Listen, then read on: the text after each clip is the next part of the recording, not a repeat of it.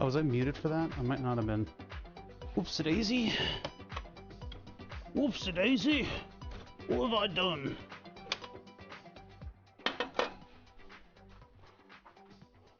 Yeah, I was not muted.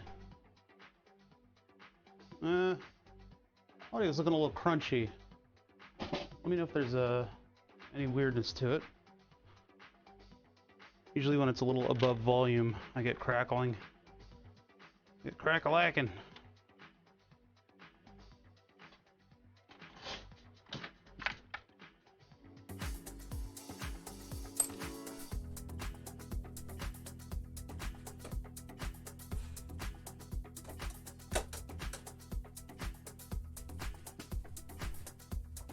What's up, Uncle Phil? I noticed that when Uncle Phil wakes up in the morning, it's time for me to go to bed.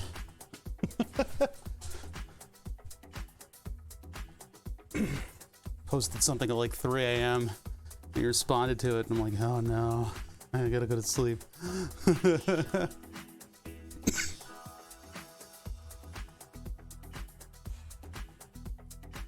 Swede time. Actually, am I gonna need the multimeter today? I might need the multimeter today. So why am I doing this? Why am I coiling up the wires for it? I was wondering why you were up so late, because it was a day. Because, I don't know, existential crisis, joblessness, I don't know. Because you touch yourself at night. That's why. That's the reason.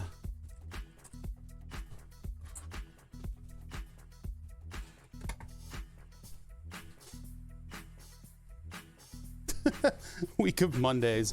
Yeah, it's Monday week this week, right?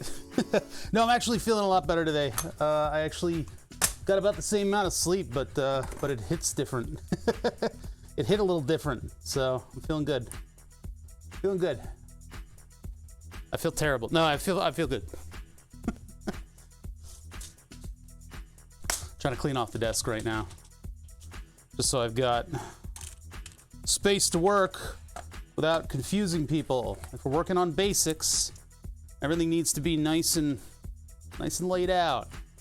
Need a nice clear workspace so I can display what we're doing. People want to ask weird fucking questions about all the shit that they see in the background. Although my busy background is kind of like another character on the stream, so. Whew, that's an unflattering angle for me. It's fun. Where you gonna go, laser diode? What the dog doing? Let's put you right here. Rest of this stuff right here too.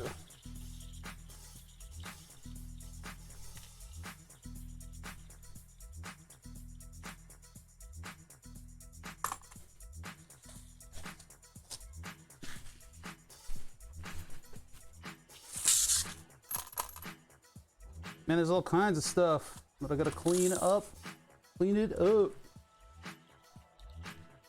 Of course, I'm probably gonna keep the heat gun out because I need to work on this stuff this weekend so I can get ahead of some of these projects.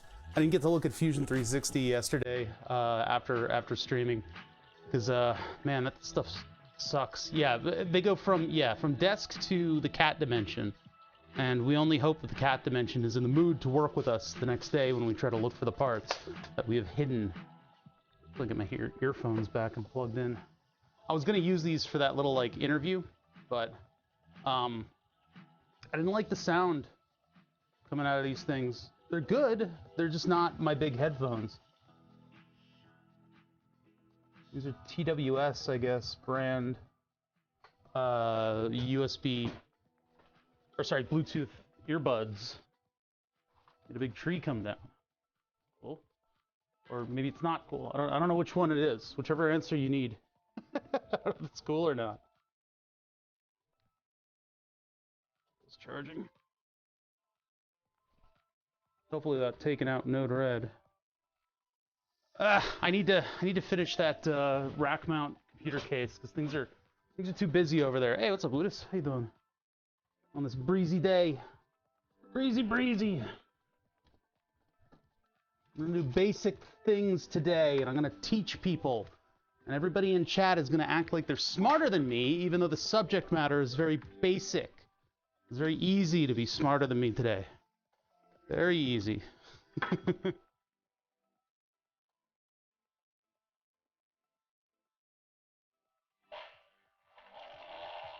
Indeed.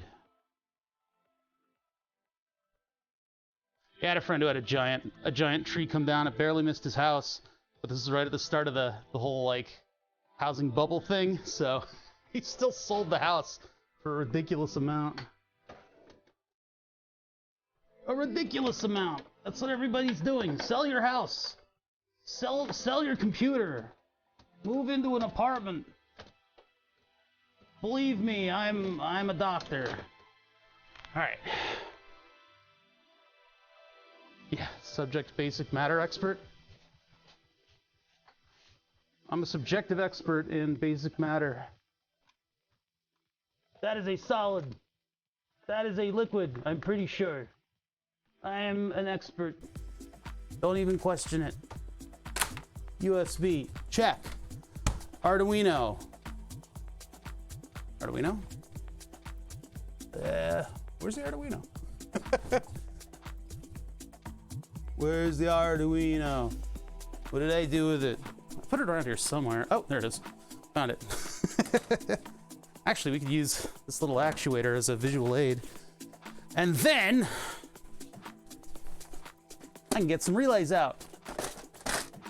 We'll need some more basic components than just that, but simple. We're keeping it easy. We're gonna kick it old school here. We're gonna do easy stuff. Where are my relays? Where's the bin with the relays?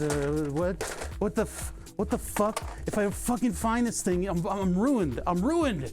If I don't fucking find this bin, they're gonna laugh at me. Ah! Ah! Okay, I'm alright. Where'd that thing go? After it fell down. Man, that was a really dramatic fall. Have a nice trip. See you next fall. Yeah, this is an old school Arduino. I probably should get a newer Arduino for basics days. It's almost like you can't even source that anymore. Where did my windshield wiper relay go? I think that's with my BMW stuff. That'd be a nice big automotive relay to show everybody. And my shoulders look huge. They're not. This shirt's just riding up in the back.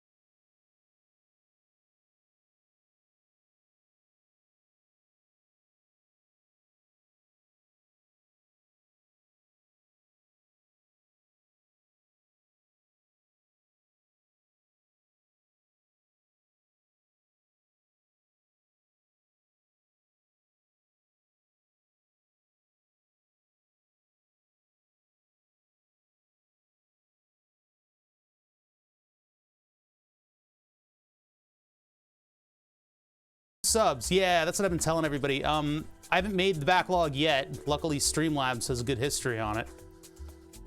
As good histrionics? Wait a minute, what? Streamlabs has a good history.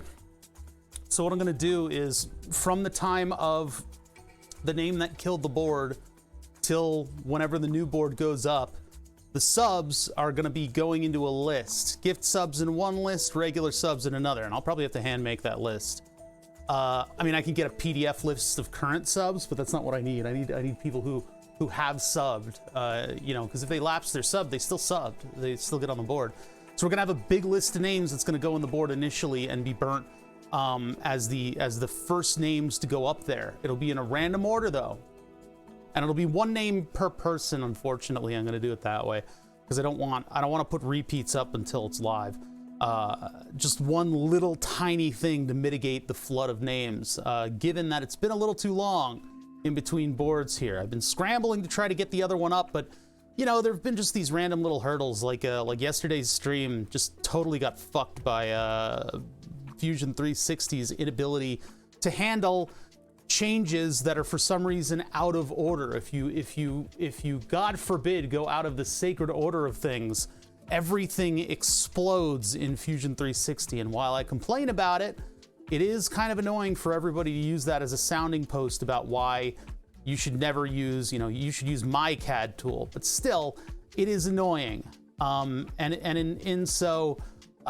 it's a little bit of a hurdle that I have to overcome. Mako service, thank you for following. So we're gonna do a basics day today, so I don't have to worry about that kind of stuff. Because I'll need it, that part that I showed you guys I was making. I'm gonna need to remake it, and I'm gonna need to follow an order of operations that's very specific in order to keep it from killing itself like it did that time. If I was a little bit less colorful in my language and a little bit more methodic about how I was going through it, I could actually like submit that to AutoCAD and be like, why does this happen? Fix this. And they're like, oh, you did it wrong. And it's like, no, I'm the user. I will click on anything I goddamn like at any point in time. It's your job to usher me through adding a part without ruining everything. You know, I don't know why it's so out of the question that I would add a 3D part to a footprint and decide to change the footprint and have that break the document because I clicked on the wrong thing at the wrong time. Oh, the footprint changed and I want to kind of rearrange this just a little bit. Part dead. Dead part. Yeah, you know, everybody comes in and they wanna talk about something familiar, and so they'll start talking about their own CAD program, or this is why I use this CAD program, or you could use this site to get the part and the footprint. But like, I don't know if these people have tried getting a part into Fusion 360 specifically using the tools that they're suggesting, because they're not people that use those tools. Is that cracked? No, there's just stuff on the inside. It's a Nixie tube clock my brother gave me, and I have no idea what to do with it, because it displays one digit at a time.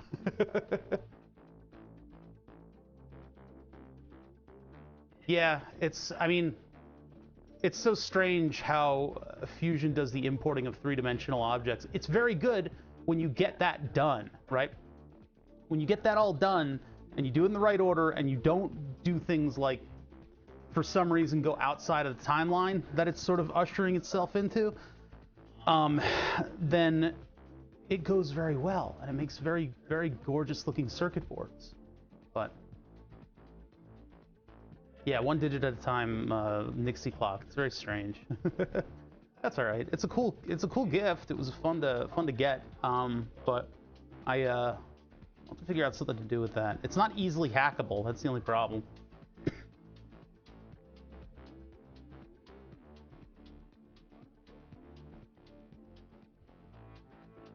Yeah, there may not be a good way to recover from what was going on in that project.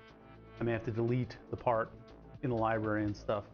And we made a bit of a mess as I was going through it, because I was going through it quickly. So, because I don't know exactly the process. I have it intuit, but I don't remember the steps that I took in order to successfully create parts, because typically it doesn't go that badly. Oh well. Yeah, we're doing a basics day today, so that means that we're going to be doing, you know, I'm going to be going through stuff that you guys already know. And we'll see how well people tolerate that.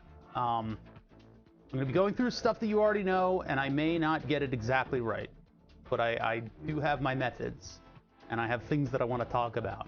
So,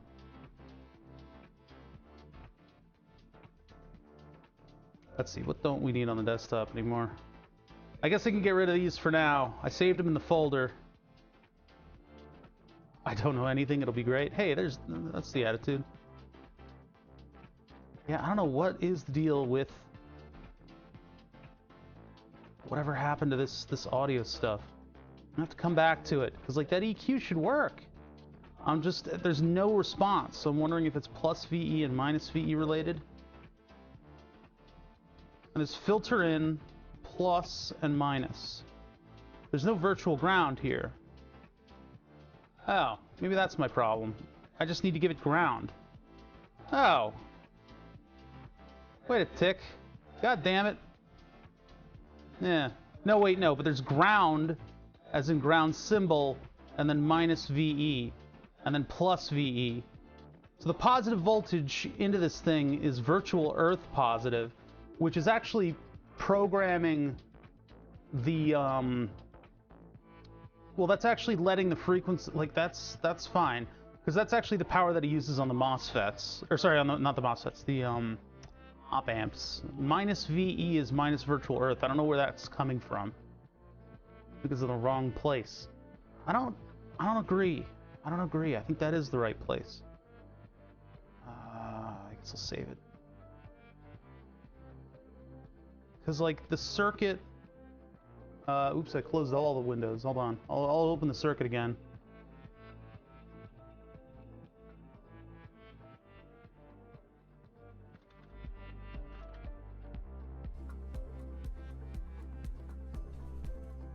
I'll have to look up voltage levels and gains and stuff like that and start knocking them down and figuring out what's going on.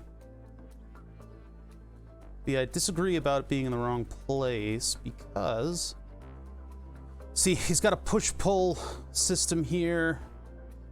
Or rather, the same thing with the BC549, 33. There's two of them. I don't know. I'm of a mind that what's going on here is that we've got an amplifier that's inverting right here. Yeah, it is. This is a wonderful site. It's very good. It's basically where I figured out the circuit for the microphone pack that I'm using right now. So that's how I'm getting good quality audio out of this movie quality, I guess, Electret microphone. Although if you put the same amount of or is it just, yeah, positive and negative? Yeah, right. It's true. It's true. Yeah, it's so. I don't know, man. You probably could get this quality sound out of like a normal lapel mic if you spent the time tuning it. But yeah, what I'm trying to do is mix two Elliott Sound projects in order to get my EQ directly onto the mic.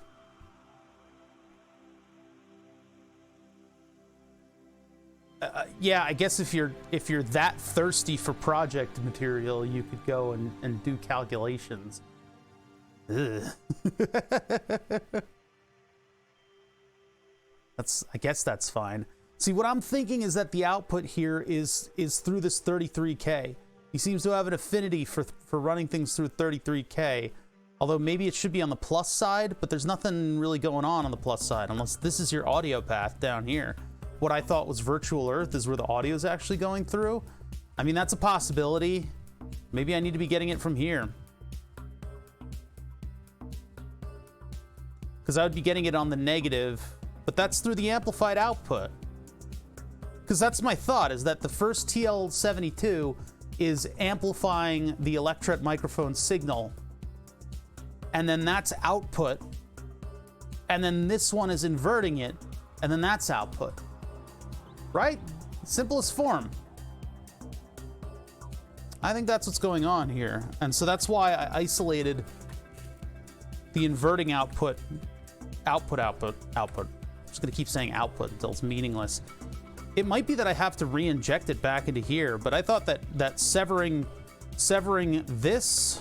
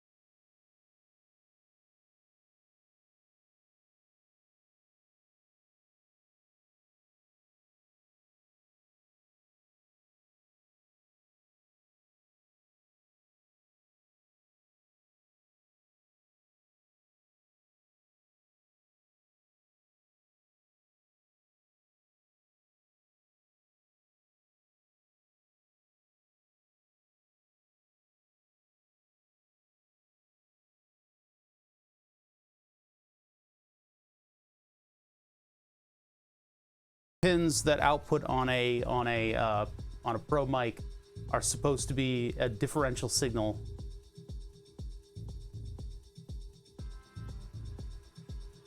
That circuit changes resistance to the bias R9. The op amp runs wild. Op amp runs wild.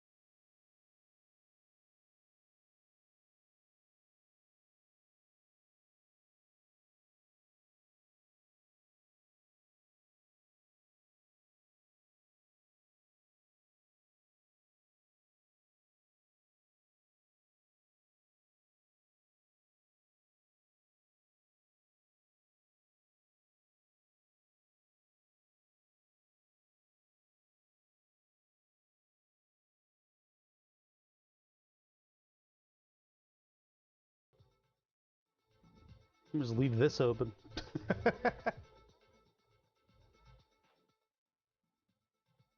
Right, if you short R9 and remove R8, the gain becomes 1.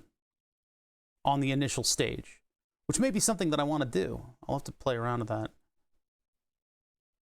Although the EQ, I think, is receiving a gain of 6 from its circuit, so...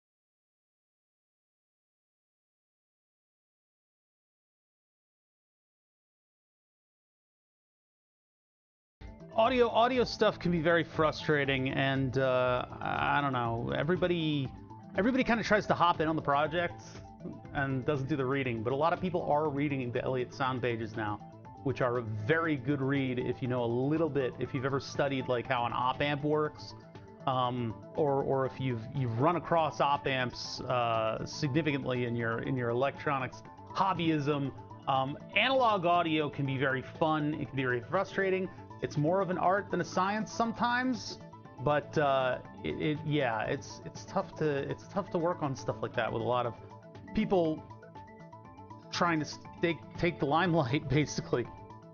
Not that malicious, but I mean, you know, they're trying to make the funny joke. They're trying to get me to read what they're saying and take them, you know, oh haha, yeah, that's right, you know what you're talking about, and I can't do that with everybody. I need to continue the project going forward, and I need to come up with cool ideas. So it's tough. It's very tough. What's up, Baldisos? See, I probably say your name one way, and every now and then I like to check myself. Pyro, how's it going? Getting terrific. Fading on. Mystery 836. Solid Electronics. Mides here. Everybody.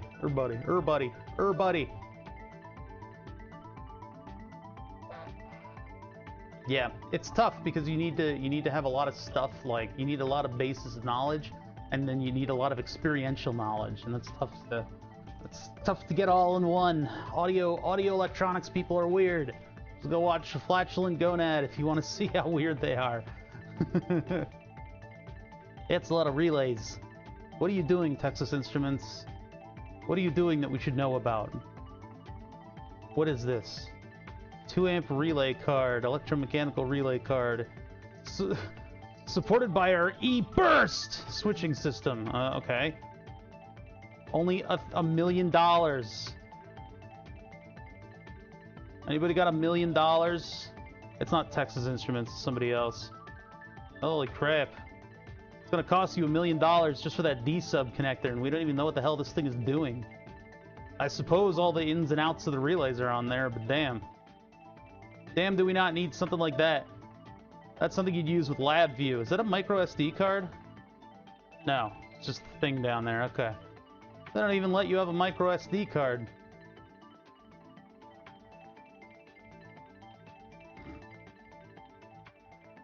A server migration bullshit day? That sounds awful. Yeah, look at this thing. I'm sure that this is just a... Well, goddamn, it's like an FPGA-sized thing. You could do this with a microcontroller, though. It's got a lot of differential leads going into it in order to do PCIe communication. Then it's just like a shit ton of I/O in order to get all this stuff. You could probably source this for less than $1,300 via the hobby community. PCIe Arduino. You wouldn't get the reliability of industrial products, though.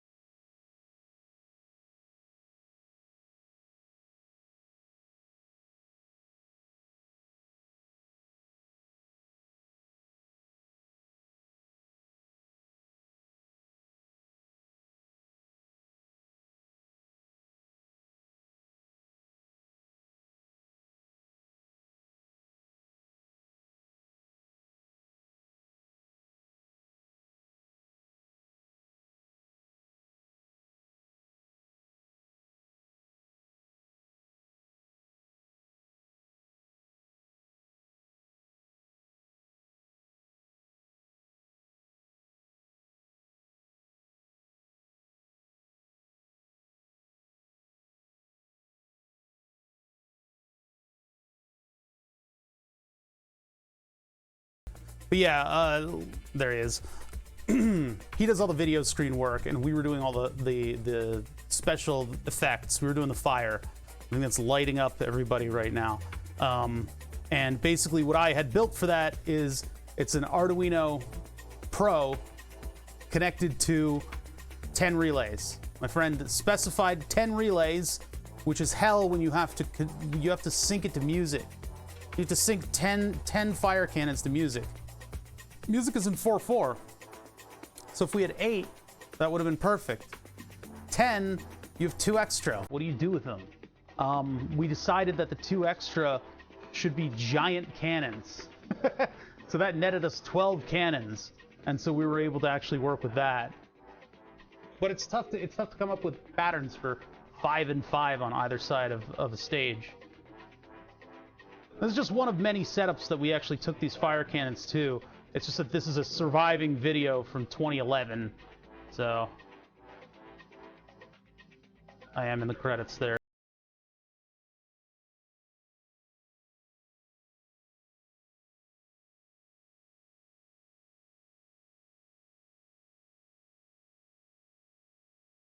Festival in some time, and I would like to go back to Burning Man. I just haven't gotten my shit together in order to schedule it, you know? But, I don't know, we had a lot of fun setting up stuff like that. I'm probably somewhere in the background of these, depending on when he took this video. That or I'm bugging him by standing around. Yeah, I think that's Eric back there. Or no, that's the DJ. Our stuff was way back in the back. We were... Yeah, see this guy back here in the shadows? That was us controlling the fire cannons. The programmers took it over a long time ago. I heard Daft Punk was pretty good when they played there. At the programmer tent. But yeah, this was a million years ago. Back when I was an old man. The fire cannon design is basically the tanks that you're looking at are expansion tanks. So in the background we have 8 of these 100-gallon propane tanks sitting in 2 big, they're basically pallet-based tanks that we cut the top off of. We fill them with water. So we've got 8 tanks of propane, 100-gallon propane tanks, sitting in a water bath. All that stuff comes together and then gets, you know, the friend of mine, the mechanical engineer friend of mine did all this stuff. It gets regulated to a certain pressure, and then it goes into the expansion tank, and all of that force of propane is being held back by a massive solenoid. Solenoid works a lot like a relay. You can set off a solenoid with the relay in order to avoid a lot of the harshness and keeping all that harshness from getting back into your power of your DJ setup and booth and stuff like that. And then they also have 9-volt tasers on them, and the taser is there very specifically to re-spark the propane. Now, we probably should have used like a spark plug or something like that, but we ended up using actual tasers and having little pieces of wire that were nearby. So that was fun. When initially, the first time we ever powered up the system, we had one of the taser lines was on the pipe by accident, and so we ended up blasting all of the grounding with a massive amount of AC. And we took out the DJ's laptop a couple times, the DJ who partially funded all of this. So that was, we're glad we didn't blow anything up. I guess Apple computers have decent power management in them, so we were lucky in that sense. But yeah, ever since then, we got familiar with high voltage wire and high voltage plugs. What was the purpose of the water bath? Well, I explained it the other week. When you have a heat pipe, like an active passive cooling system, the act of turning liquid into gas requires energy. And so a lot of that energy is the buzzing of subatomic particles and atomic particles around. And so when you turn it into gas, everything's moving slower suddenly. That takes a lot of heat energy with it. And with it, that heat energy, you get into the Krebs cycle, and suddenly that lower temperature begets liquid conditions again. And so you need to keep the temperature up on the liquid bath. So I had to come up with a couple different heating schemes. What we ended up doing was a propane-powered water heater for taking showers that just sits on the edge of the tank. We just had a thing that plopped it on the edge of the tank, and we hook it up to propane and light it up. and then that thing would keep water cycling and try to keep it warm. Because we did this in the middle of winter. We did this for a Santa thing in DC, and we had to keep this thing warm enough that we weren't pumping liquid all the way out to the end. We need, maybe not Krebs cycle. What cycle is it again? I forget. Yeah, I just named something. What is it again? Heat cycle. Yeah, the estrus cycle in dogs is what I meant to say. PV equals nRT. What is the states of matter cycle? What is that called? Krebs is biology. I don't know.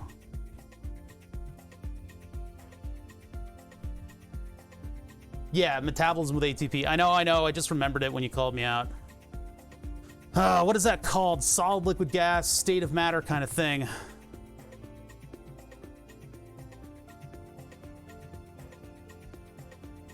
Doesn't it have somebody's fucking name attached? Whatever, anyway.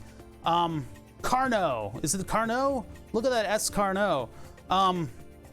Yeah, thermodynamic cycle, whatever. You get what I mean. You get what I mean. The temperature drops, and then the state of propane becomes liquid again. Yeah, not the style of humor I like. Anyway, so look, you get what I mean. The temperature drops, and we get liquid again, and then the fire cannons can't fully blast off. And then a friend of mine went totally crazy, and he got even larger valves and larger pipes, and he got these giant, massive friggin' cojones that let out just an absolutely massive blast of heat and fire. At the end of the night, by the way, we had to bleed off all of the excess in these tanks, which took a little while. How much gas did those go through? Camp Bisco X was, I think, maybe a week, and we had to have like 2 or 3 deliveries of propane, and that was 800 gallons of propane. It goes through a lot of propane. We were constantly being told to maybe back off a little bit because these go through a lot of gas. But yeah, we had a lot of fun doing this. But like at the end of the night, we had to bleed off all the excess in the tanks because there was like a noise ordinance. We weren't able to go all night, you know? We weren't able to go all night. There was a noise ordinance, so all of the concert effects and stuff had to like stop at a certain point. And then they had like a silent disco, which is just DJ poison. But anyway, so at the end of the night, this buddy of mine, Peter, he puts the Vincent Price voiceovered Edgar Allan Poe stop motion animation. Oh, God damn it. What's the director's name? I'm blanking on this suddenly. Nightmare Before Christmas director. Anyway, his early stuff was like Edgar Allan Poe shorts, and he got Vincent Price to do voiceover. Tim Burton, thank you. Tim Burton, black and white voiceover. And every time it said nevermore, we let off the giant fire cannon. Just to punctuate it. Quote the Raven, nevermore. Every rhyming couplet, we tried to do that. It was incredibly stupid, and I loved it. But that concert behind us was one of those big tractor trailer speaker stage setups that like Buster Rhymes and all those big acts were on. And the guy who did the initial sound setup loved this one song that all I can remember about it was like, and that was like shaking the ground while we were trying to sleep. So after that one, I bought a cot. Getting a fold-up cot for festivals is a very good idea. Get yourself off of the ground.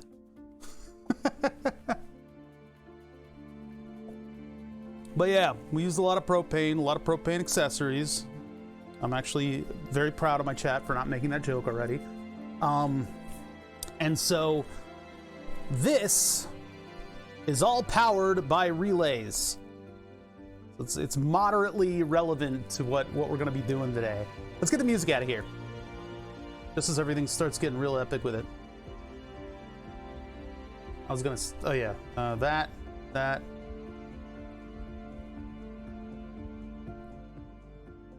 I'm not even gonna let it build. I'm not even gonna let it build. I'm that evil.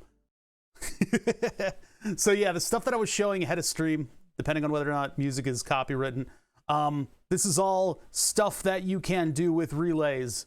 We're going to be talking a little bit about relays today, and we're going to be talking about basic stuff with relays. See here, relays setting off solenoids, which are technically, I mean, they're just as electromechanical as relays. What do I mean when I'm talking about relays? Well, I'm not really talking about like a relay race, although that could potentially be part of the derivative of the word. I don't know. But an electromechanical relay, an electronic relay, is referring to something that uses a coil as a magnet in order to switch. Excuse me. Why am I burping like just as I get to the actual? When I get to any actual information, I'm just like, like, what is wrong with me? Yeah. All right. So a relay. What is a relay? Well, in electronics, there are those little square things that periodically fail on you, and people get very annoyed with it, right? A relay is an electromechanical device, and what it's designed to do is to isolate the act of switching a switch. You can't just hire somebody to go out there and just hit your relay every time something's going on. It's they make noise when they go off. They're oftentimes in audio devices, especially telephone communications and stuff like that. Not recently, but you know, in the recent past. They're used in a lot of different things, and if you have an older car, maybe you're very familiar with relays in their operation.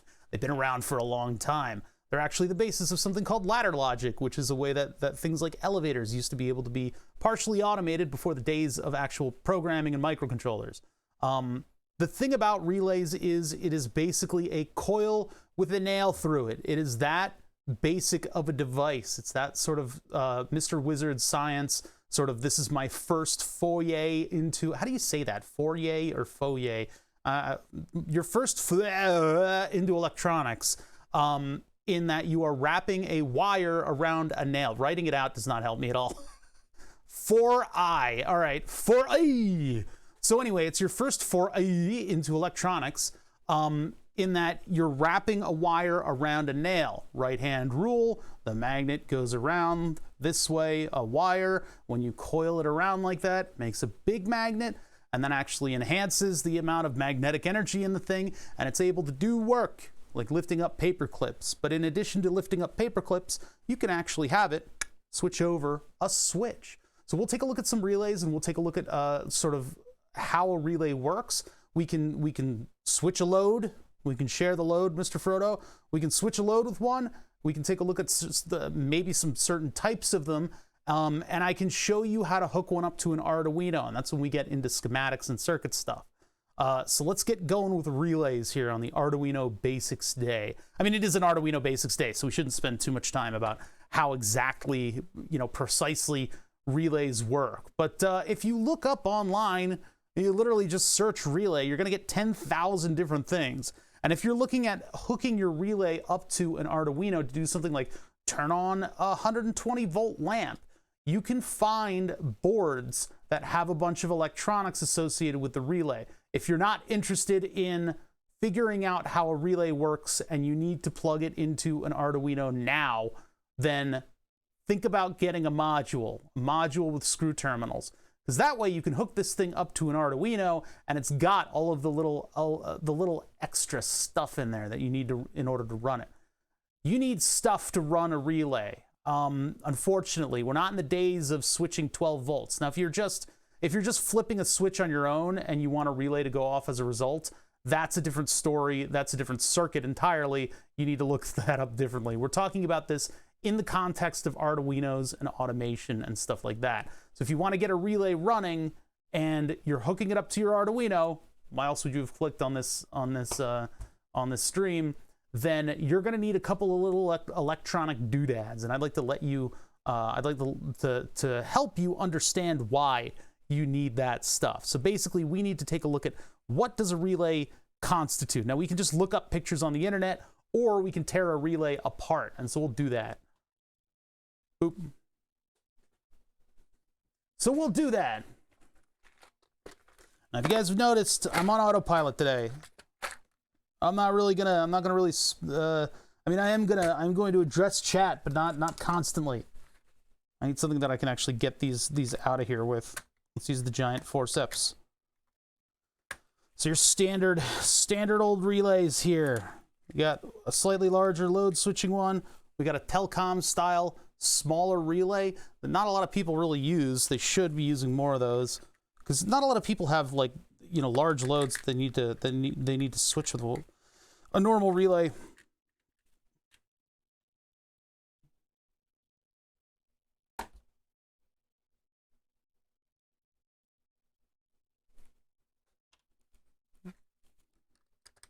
Members of chat are still subject to moderation.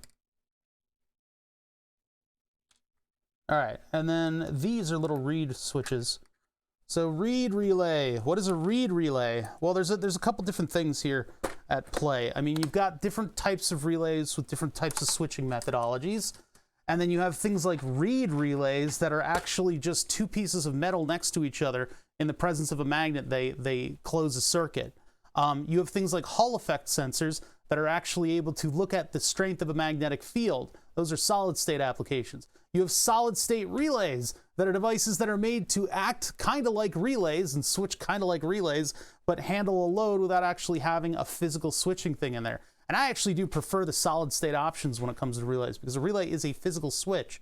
And if you have a load that has an inductor in it, when you click that switch and when you break that circuit, all the magnetic energy stored in the inductor that you just broke the circuit with wants to go somewhere. And as that magnetic energy dissipates, it is a changing magnetic field in the presence of a wire coil, which means you get a lot of voltage induced back on the line. And that's actually really important to when we hook these things up to an Arduino, because that voltage induced back on the line can be extraordinarily detrimental to the rest of your electronics. It will find a way to make a circuit, and when it makes that circuit, it can damage your electronics. So you need to be able to mitigate that. You also need to be able to keep an entire coil of wire, which is essentially just a short circuit with a couple extra steps. You need to keep that from blowing up your microcontroller. So there's a couple different things that you need to do in order to take a look at that. What kind of relays do I have here? These are just things that I have sitting around. So what kind of relays do I have sitting around here? A Potter and Brumfield. Who the hell are those guys? Freaking perverts. Mystery 836, you got a gift sub from Twisted Sister. Twisted Sister, thank you so much for the 470 gift subs onto this channel. That's insane, dude. So that name is going to go on a list, and eventually, Dovekin Viking also being gifted a sub. This is like positive reinforcement that I don't think these people should get.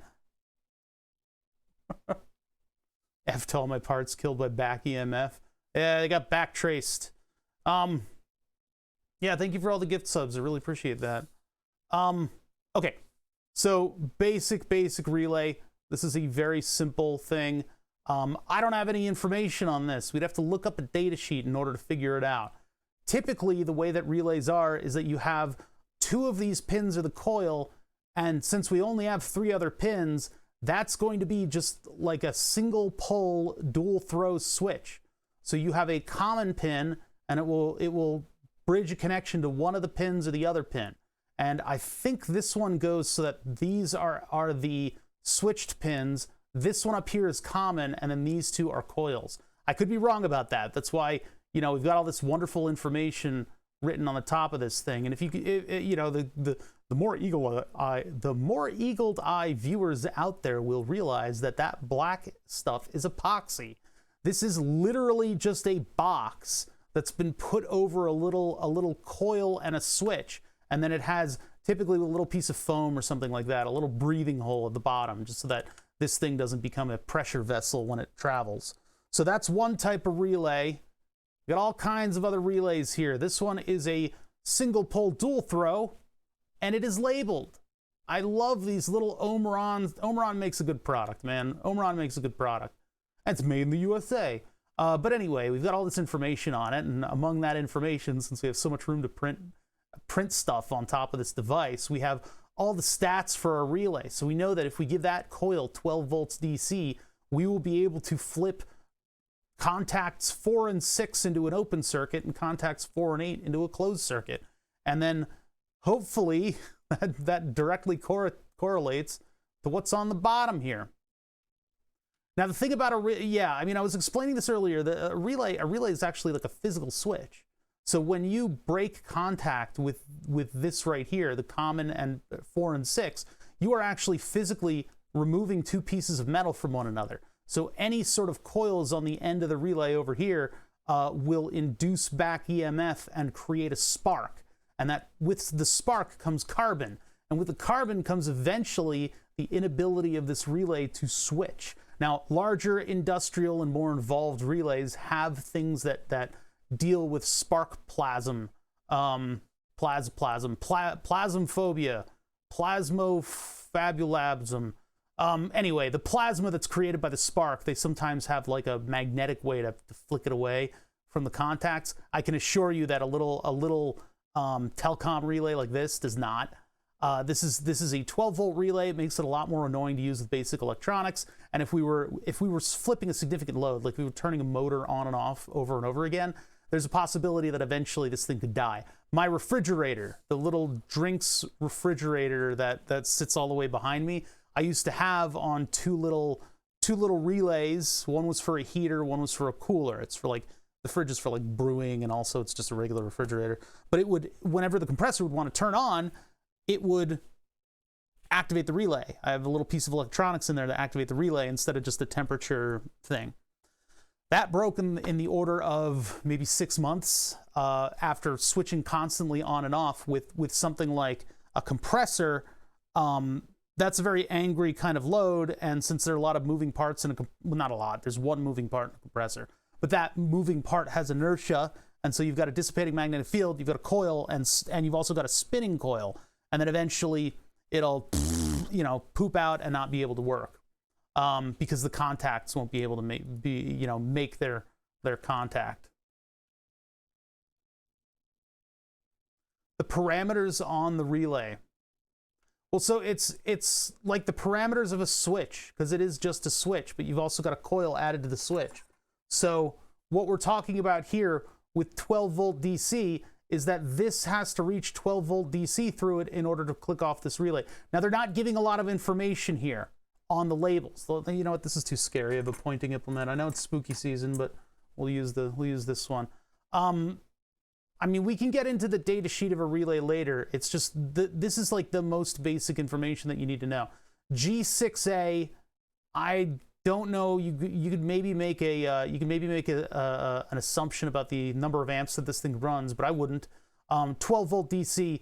You'll want to look up this part number to get all the specs, but 12-volt DC just means if I have a circuit that I'm going to be flipping 5 volts on, this one's not going to cut it. I'm going to have to find another relay in the bin.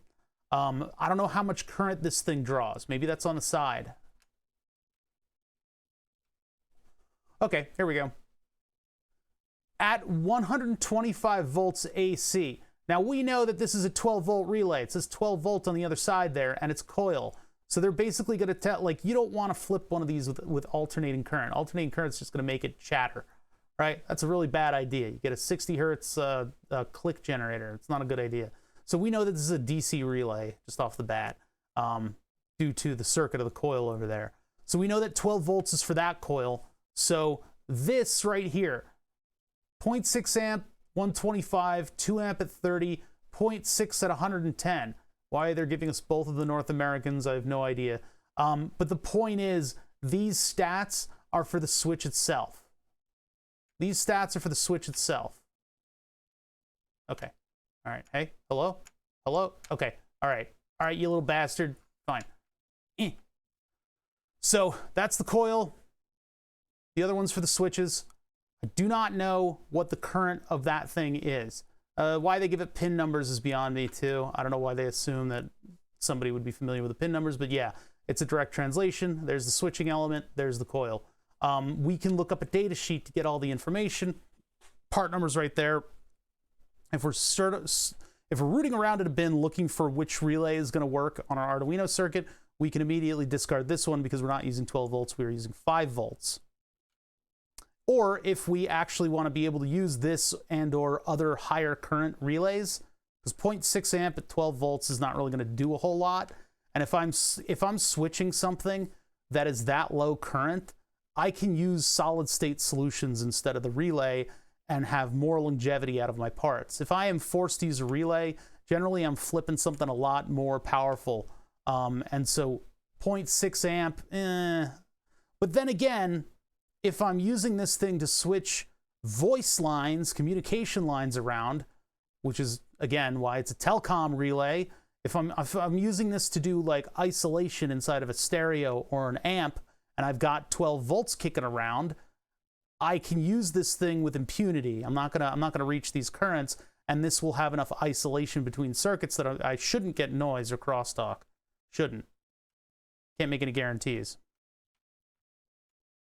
Yeah, that, and if you want the click of turning a device on, or if you want this to work as like a safety or something like that.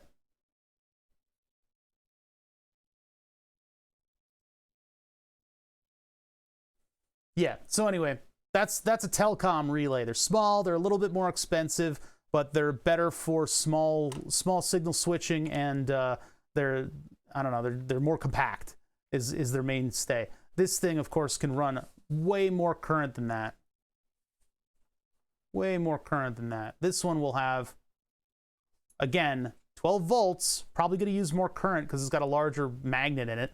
But at 12 amps at 120 volts. The other one did 0.6. So yeah, this is like your Mark II versus your Mark I. I've been playing too much Satisfactory is what's been going on.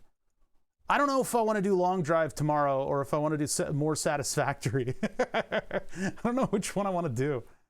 I'll have to figure it out. I am going to be in the mood for Satisfactory, but I don't think you guys will like Satisfactory because I'm building stuff and it's like boring. 10 amps at 240 volts. So if you're in Europe, or if you're also in, I don't know, Candyland, and you've got 28 volts, for some reason they're also rating it at 10 amps. So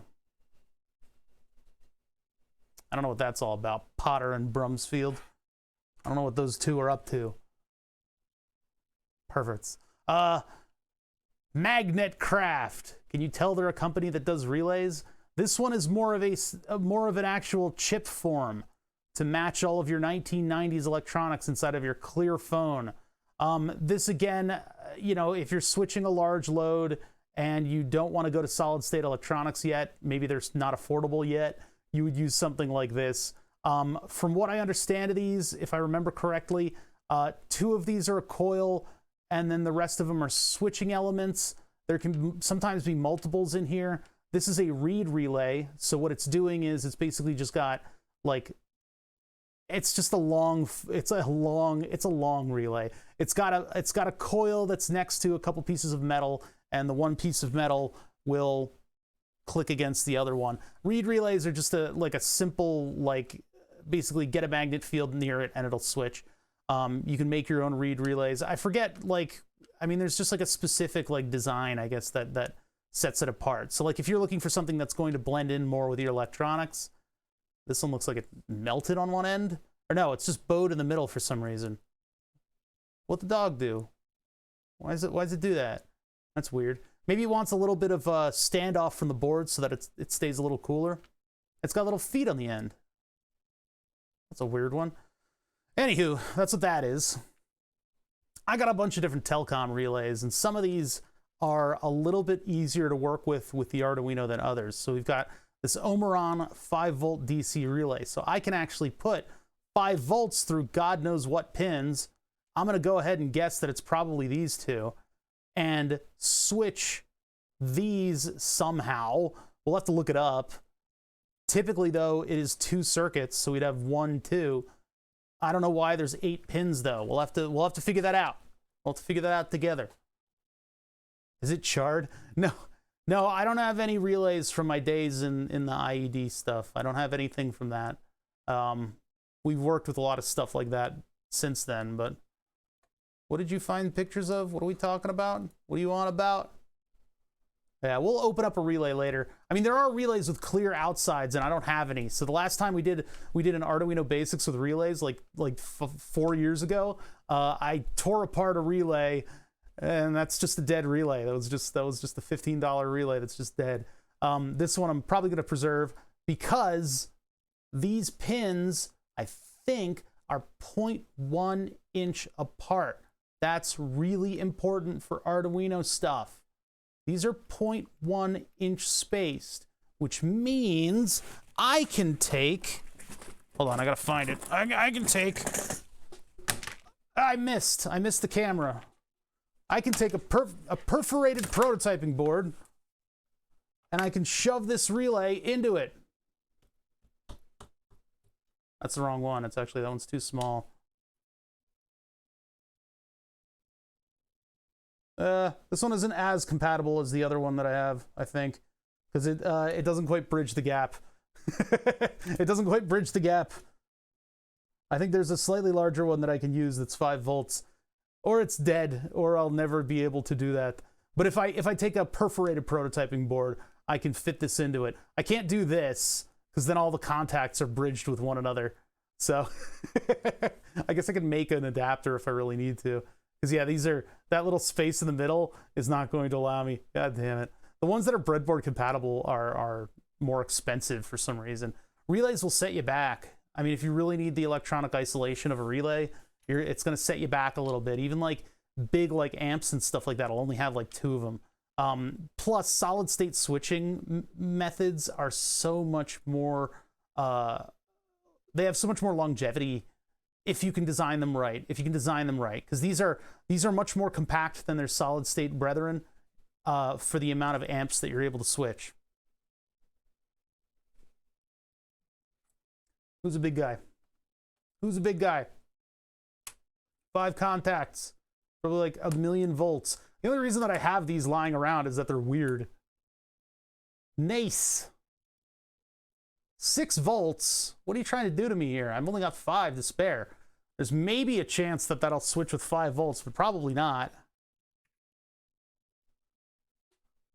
Yeah, I don't know how much money the prototype and hobby market has. I mean, I know, like, industrial prototyping, you, of course, have infinite budget, but, like, the hobbyist will be very frugal about stuff like that sometimes. I guess the uninformed hobbyist might not be. So 6 volts on the coil, 10 amps at 250 volts. So this thing is a bruiser. You can put quite a bit of current through this thing. And then you can put in a supple 6 volts. And I'm guessing that it's probably these 2 contacts versus these 3. But again, it helps to look it up because you don't want to put 125 volts through your coil. You got to look this stuff up. You got to know what pins are what on these things. Otherwise, you're going to get burnt, or quite literally burnt. Now, these might not be 0.1 inch spaced. There's a chance they are, but I don't know if they will be. Let me see. No way in hell. Not a chance. Not even close. Oh, all right. All right, it's possible we could work with this one and try to get it to work. You might be able to do that. Yeah, you could. I suppose you could. I suppose you could use a multimeter on the pins to see which is which, especially if you can't find, because, you know, hey, relays go through a lot of stuff, and if you're pulling one out of your car in order to figure out whether or not it actually works, putting a multimeter on the pins can tell you what's up, although it depends on whether or not the relay is broken in the first place. Cars have some weird relays in them because they're from that era. Imagine reading documentation. Hey, it's important to know how to read a data sheet. What's this last one that I got? What's this last relay that I got here, if it's even a relay? Power one. This might be a voltage regulator. I don't even know what the hell this thing is. We got to look it up because I have no idea. I mean, I've got 2 pins that are close together, 2 pins that are far apart. Whether or not that makes it a relay is beyond me. DSP15S12.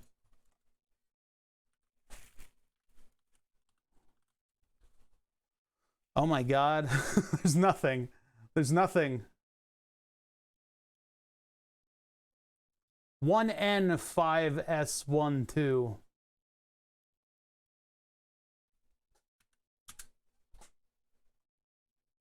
Yeah, this is a power regulator. That's a voltage regulator. That's not even what I'm looking at. Bulb power.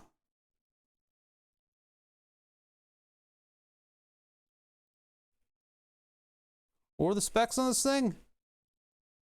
12 volt, 1 watt, 80 milliamp, 4 to 5 volt input voltage. It's a, wait, what? It's a step up? 5 to 12 volt converter. Oh, that's neat. Well, that's not what we're talking about today. So,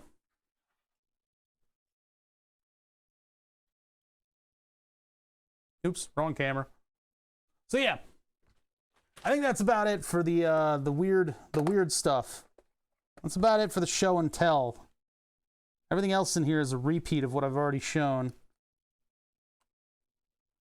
But the thing is, sometimes the relays can look the same and have a different voltage that they will pop off at.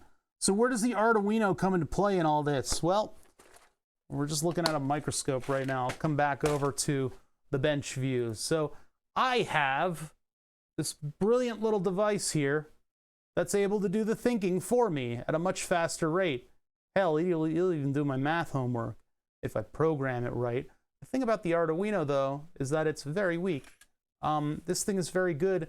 I mean, look, what is this thing? This thing is a rock that we have tricked into thinking, right? We tricked a rock into thinking.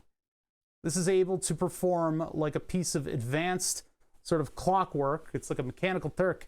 It's an advanced piece of clockwork that's able to go through instructions. And we can make those instructions as complex or as simple as we like. I mean, there is an upper limit to how much this thing can store. But we've got to flip these ones and zeros, and we've got to turn them into something actually happening in the real world. So we need to make this thing flip what is ostensibly a much larger load than itself.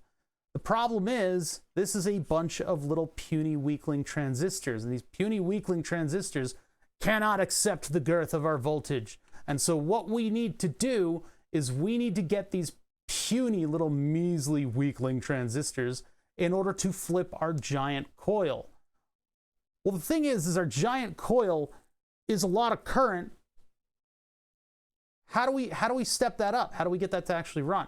Well, let's just use a 5-volt relay. And if we use this little tiny, oh, we didn't even look at this one. This little tiny little bastard, this little guy right here, this little relay like him, this little, I don't even know what this thing doesn't even have anything printed on it. It's like from the 70s. This thing is old. This little tiny little relay, we could probably throw that at the Arduino and make it switch it. But if we look at the specs, if we even look at the specs of our 5-volt relay, this little guy right here. Let's look at the specs of the Omron. Now obviously we have some specs. They wrote a number on it, but that doesn't give us the whole picture here. Let's look at the relay that we've got. Oh, let's not use Mauser. Omron. I say Omron. Omron, what is this thing? Well, actually, all we need is the part number. So G6SK, G6SK-2-H.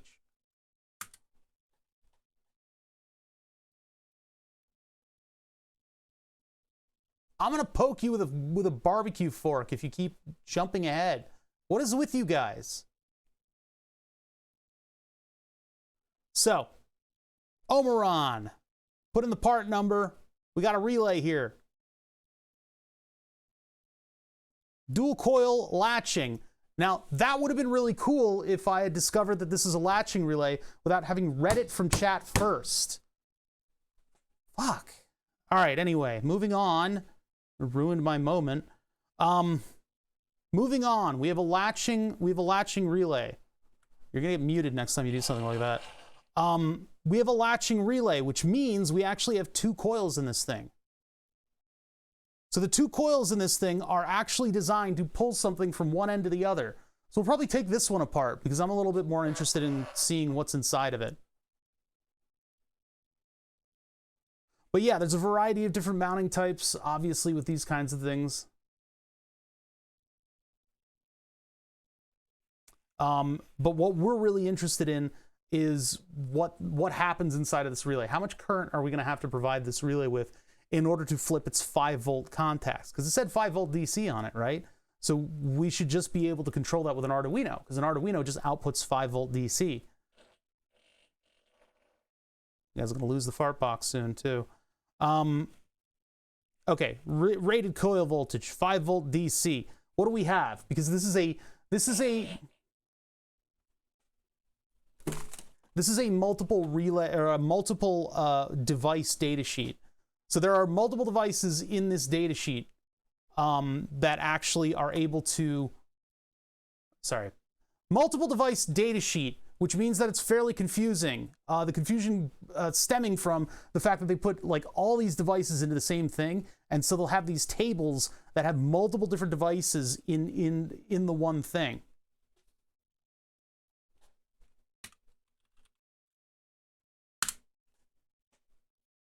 Multiple different devices in the same data sheet.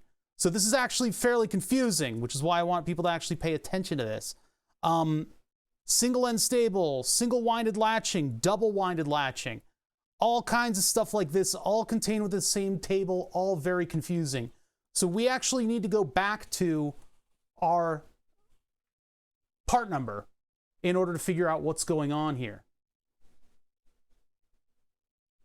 So G6SK-2-H, a 5-volt DC relay. What's important is G6SK2H, right? The 2H is probably, well, actually, those might be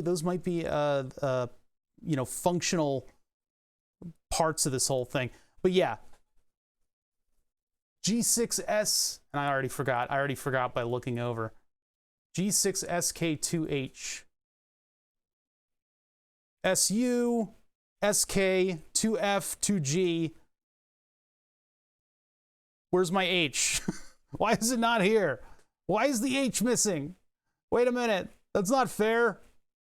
Is this the wrong data sheet? 2-pole designed to switch 2 amp signal loads, long terminal. G6S, surface mount. Well, we've got the through hole of their surface mounting, even though it's through hole. That's a little weird. Unique terminal structure, blah, blah, blah, blah, blah. The IRS is apparently involved. G6S, 2-pole. There's no H. What the hell relay do I have? Why don't I have a data sheet for this specific one? That's kind of important.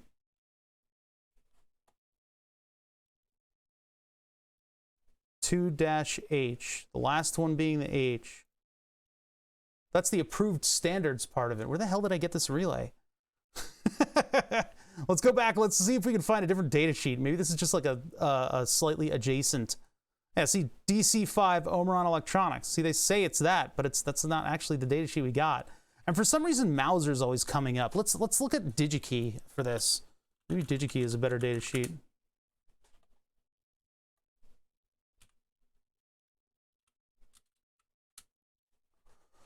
All right, maybe Digikey is a better data sheet. G6SK2H. Was it SK? I think I got that wrong. Nope, I didn't. I did not. So the one we're looking for is 2 amp 5-volt DC. It's this relay. This one only costs $1,000 a relay. Data sheet. If it's the same one, it's the same one. All right, fine. I guess we're not going to look at the H. All right, G6SK. So that is SK. That's this one right here. Double winding latching, 5-volt DC. Now there's the, you know, this is different information, but we got to make sure that when we look up this stuff, we got to make sure that when we look up this stuff in the data sheet, that we're looking at the right like row, because otherwise we can get the wrong specifications. I hate multiple device data sheets. We have, I mean, Jesus Christ, we have cut and paste. You could have made a generic form data sheet for each individual device. I mean, I guess sometimes it makes sense if everything's just slight tweaks off of the other for different applications, because then you can look at something and say, oh, well, actually that one fits my needs a little better. But it gets really confusing when you're trying to focus in on one device. That's why I want to stress this so much, is that it's tough when you really want to focus on a singular device, and there's this sort of spread of information. You need to be able to dial down and understand what's going on here. You got to be careful about that with relays, especially. All right, so that's all the characteristics. We're looking for 2K. Okay, where the fuck? 2G. Where's 2K? Come on, man.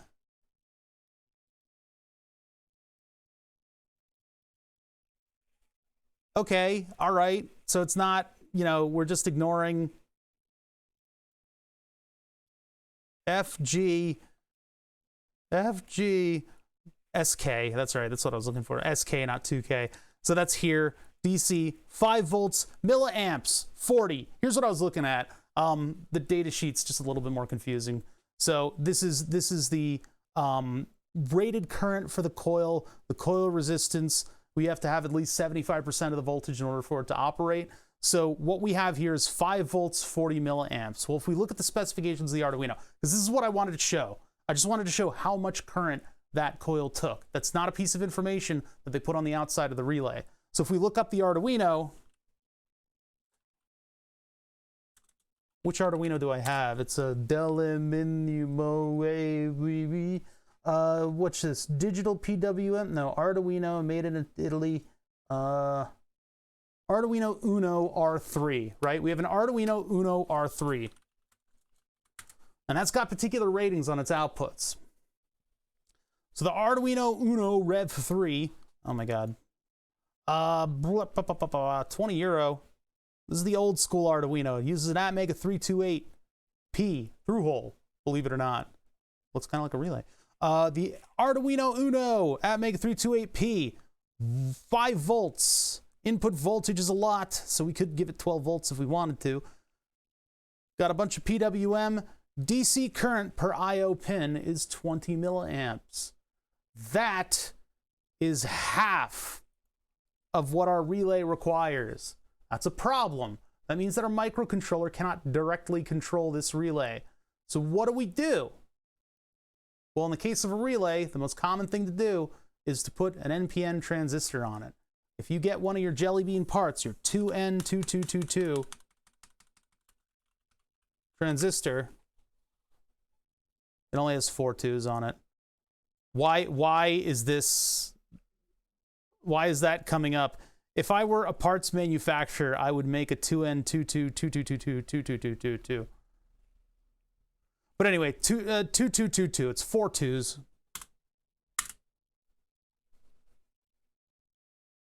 It's a very common part. Very common part. Let me make my window actually the right size. So originally it came in a little stupid can. Eventually it came in a little stupid epoxy D-shaped thing. Then it came in a little stupid epoxy surface mount thing. And all along the way, they made the pinout of this very confusing. I mean, a can with a tab in it was bad enough. A little D-shaped can necessitates having a 3-dimensional drawing of the damn thing so that you can figure out what pin is what. What is a transistor fundamentally? Well, it's 3 pieces of silicon that have been stacked on top of one another. And instead of making a cool looking Minecraft hat, what they do is they dope this silicon in different ways, which means adding other substances to them in order to control the holes in the electrons. And when you put those pieces of silicon together, because they are semi-conducting, you have holes in electrons having an interaction on that layer where they connect to one another. If you bias the center of that layer cake of silicon, you can actually turn a boundary layer into a conductive layer, whatever. You can bias it into conducting. So when you add, I'm trying to remember voltage or current, I don't remember which one it is, to the center pin of this thing, you can have the 2 outer pins conduct to one another. That's a transistor. So this is a PNP. So it's p-doped, n-doped, and p-doped. And if you want to get more into that, that's for another day. That's for like a physics day. There are variants of these transistors that perform just about the same function. The 2N2222 is the old school, the badass grandma of all of these things, but it's old. It is from back in the days of the early 80s and the 70s of you know, making a little transistor do some cool stuff. There are other ones now. They have better properties and they're little bits of updates and stuff like that. The 2N3904, I believe, is an equivalent. You can just look up equivalents. There are many equivalents to the 2N222222. I mean, basically, 2N22222 equivalent is like part of, it's like cutting your teeth with electronics. You should know there's a lot of different variants of this. So the 2N2222222 has specific properties. It is able to transmit, and I probably wouldn't trust it, with 400 volts at up to 800 milliamps. You want to kind of control that a little bit. You don't want that to go insane. So 800 milliamps is pretty damn crazy. That's a lot of current for this thing to transmit. We're asking it to do 40. So this is a perfect thing for us to use. We can set this thing off with 5 volts if we turn it into a basic transistor switch. The thing about a transistor is you can use it as like an amplifier. You can use it as a bunch of different stuff. It's a basic electronic component. It's not necessarily digital. It's not a 1 or a 0. I guess a relay is kind of digital, isn't it? I mean, it is a fundamentally analog device. It's kind of an isolation thing, but it's an on or an off device. Well, it's on-off chatter, so I guess it's sort of like a Lucas Electric device. On-off smoke. Anyway, you don't want a PWM relay just because of the cycles. It's called chattering. I'll talk about it a lot, but it comes up in control systems quite a bit. It's like, what does your thermostat do when it gets to its target temperature and it's sort of oscillating on the line of its target temperature? Does it turn on and off constantly? Because that's going to break your heating system in like a day. You know, you'll want it to have that little bit of hysteresis between turning on and turning off. So anyway, the 2N2222 is a good match for us. We don't need to know the fundamental analog physics of what's going on behind the relay, or sorry, going on behind the silicon here. So all I have to do is 2N2222 switch, or even just transistor switch, right? I just go to Google Images because I'm dumb. And chat makes me feel dumb, which I don't like. So yeah, a basic transistor switch. Now, there's one thing about this. This will work with, well, this is a 3.3 volt circuit, so this is actually, it's not what we're looking for. Yeah, that's like Raspberry Pi. I mean, yeah, we have our on-off signal coming into the transistor, and then we have the transistor performing some kind of load. This one's actually very close to what we're talking about, where we have an Arduino signal coming in. They're very specifically using a 220 ohm resistor. Now, we don't need to use that necessarily. And then we go to ground, and what we're doing is this is a weird circuit. I don't like this circuit. I'll have to redraw something maybe. But yeah, so we have positive power sitting on our load up here, and then we have negative power going through the transistor because it's an N-channel transistor. A negative channel transistor. It's better at flipping stuff to ground. You will find, even though it seems a little counterintuitive, because if you learn the very basics of electronics, people will talk about, oh, you just flip a switch and then the positive signal goes to the thing and powers it, right? That's how things are done in like homes and stuff like that. But a lot of the time in electronics, we will flip the negative to the thing. And that means that the thing doing the switching can handle a much larger load on it. It can handle more electrons flowing through it just because of the way it's built. So you'll see a lot of circuits where a negative, the minus power is being switched to in addition to the fact that in this configuration, positive electrons on the Arduino PWM line bias the transistor and allow current to flow to ground. That's just how an N channel works. If we were using a P channel, we would be allowing positive electrons to flow down through the circuit to ground, and our switch would be active high, flipped low. Well, it's not a huge concern that we're high or low coming out of the microcontroller because we can just invert the output. But generally, I don't know, this is just what they use. And then the N channel electronics, from my understanding, are able to handle a little bit more current. So what we have here is basically what we need to build, except that we're not running a motor. We still have a 1N4007 diode on the end, and that plays into what I was talking about before. That's what I was talking about before. That's what I was talking about before with the diode acting as what's called a flyback diode. It's basically, its purpose is so that when the motor's operating normally, we have positive power up here, we have negative power down here. What that means is that this diode is in reverse bias. And since it's a 1N4007, it's actually a chunky boy. It's a pretty big diode. It's not going to allow anything to flow in reverse bias. It will just allow the motor to get the lion's share of the current. Nothing will go on over here. When the motor turns off, the motor or relay turns off, like I said before, you've got a magnetic field in the presence of a coil. And when that magnetic field changes or the coil moves, you induce an electrical current. And so you've got this electromagnet going, and it's chugging along, everything's fine. And then suddenly you cut power to it. You have a dissipating magnetic field, which is a changing magnetic field, and you have a coil. And so it will induce a very large, very fast, because it dissipates very quickly, right? All that energy, all that 12 volt at such current, suddenly has to go somewhere very quickly. And when it does that, it creates a lot of voltage. And so that lot of voltage is in the reverse direction that you've powered this coil. So what that does is that encourages Q1 to become some kind of a bastard loop in this awful sudden impulse circuit. And so you've got a ton of reverse voltage on your very sensitive transistor. It doesn't necessarily explode, but it will stop working.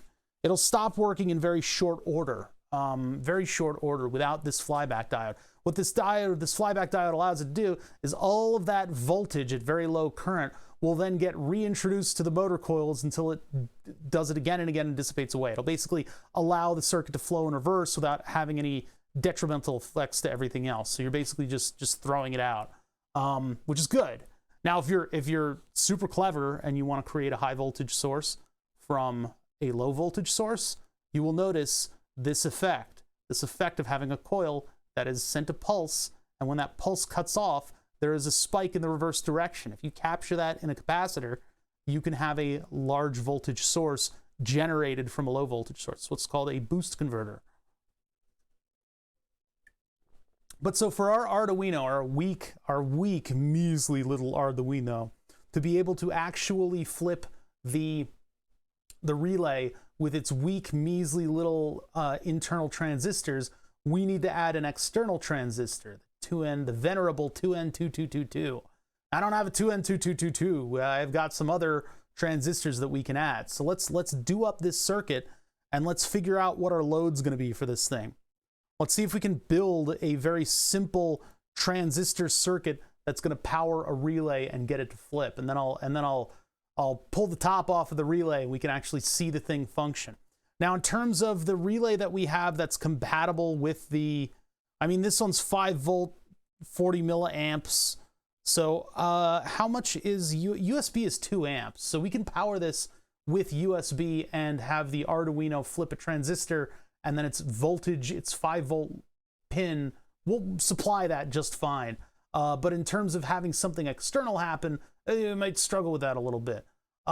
Being that a relay is an isolating device, we could use the power supply or even hook this up to the wall, which I don't think I want to do. If we're doing an Arduino basics show, I'm not going to involve 120 volts and light bulbs.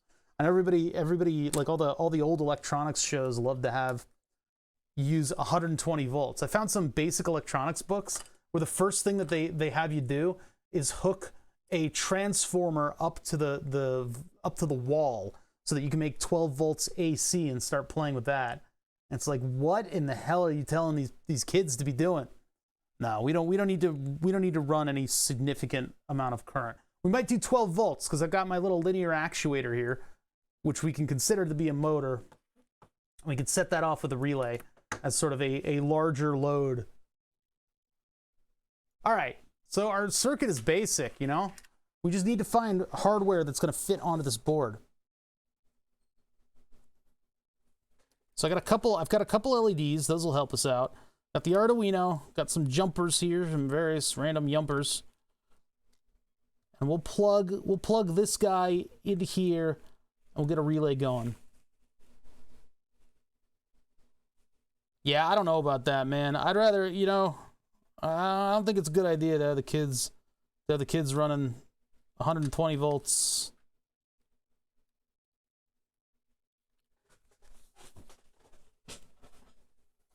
All right, so Arduino, if we hook this up to USB right now, we will have enough current in this thing to flip one of these relays. It'll make a satisfying click noise that you guys might not be able to hear, and then the only way that I can display that to you is probably by hooking LEDs up to the outputs. We might as well do that first. Let's do the basics first. Now, the ones that fit. This one is a 12 volt relay. What the hell? I can't. This one's 12 volts, but it fits. That's pretty much all I got. And the 5 volt one doesn't really like go in here. It doesn't fit. So all right, we're going to flip 12 volts of this thing. So we're going to power the Arduino off of 12 volts. We'll have it periodically flip one of its output pins, and then we'll have that flip 12 volts on and off to its outputs. Lucky for us, it's labeled right on this thing, as long as we can... I don't know if I can trust that for where the pins are. No, it looks like I can't. So first things first, I'm going to hook up... how will these do in 12 volts? I think these have a 1K. I don't think these have a 10K on them. I think these have a 1K, which I think is okay for 12 volts. How much current is that going to run? I mean, if I blow up an LED... Yeah, but read relays don't make the satisfying click. Read relays are quieter. They make sort of a thunk. It's not as much of a clunk. I'll just do an LED calculator. Not to be confused with an IED calculator. It's not a good thing to pull up. Supply voltage, 12. Voltage drop, I don't know. It's usually like 1.2. Current rate, I don't know. Please fill out this 1.8. There, I filled it out. Go. Oh my God, you suck. What happened to my old LED calculator? I like little Java applets just because I don't like to think. 12. Okay, a forward voltage of 2 volts on a red LED is preposterous. 20 milliamps is typical. Probably just need a V equals IR calculator. Is this, are you serious? It didn't do anything? Oh, there it goes. Yeah, they want 500 ohms. Yeah, so 1K will be fine. Assuming a voltage drop of 2, which is totally ludicrous. For a 3mm LED, are you kidding me? Even though it's blue? All right. A read keyboard. Oh, does that just mean the magnets are responsible for setting everything off? All right, so let's see. I need a couple jumpers. I need my ground. I need a power jumper. I guess we'll use that. Here's another ground. Here's another one. Okay. This is just stuff that's left over on my desk at this point. So what we're doing is we are connecting one LED per output of the relay, just so we can see them.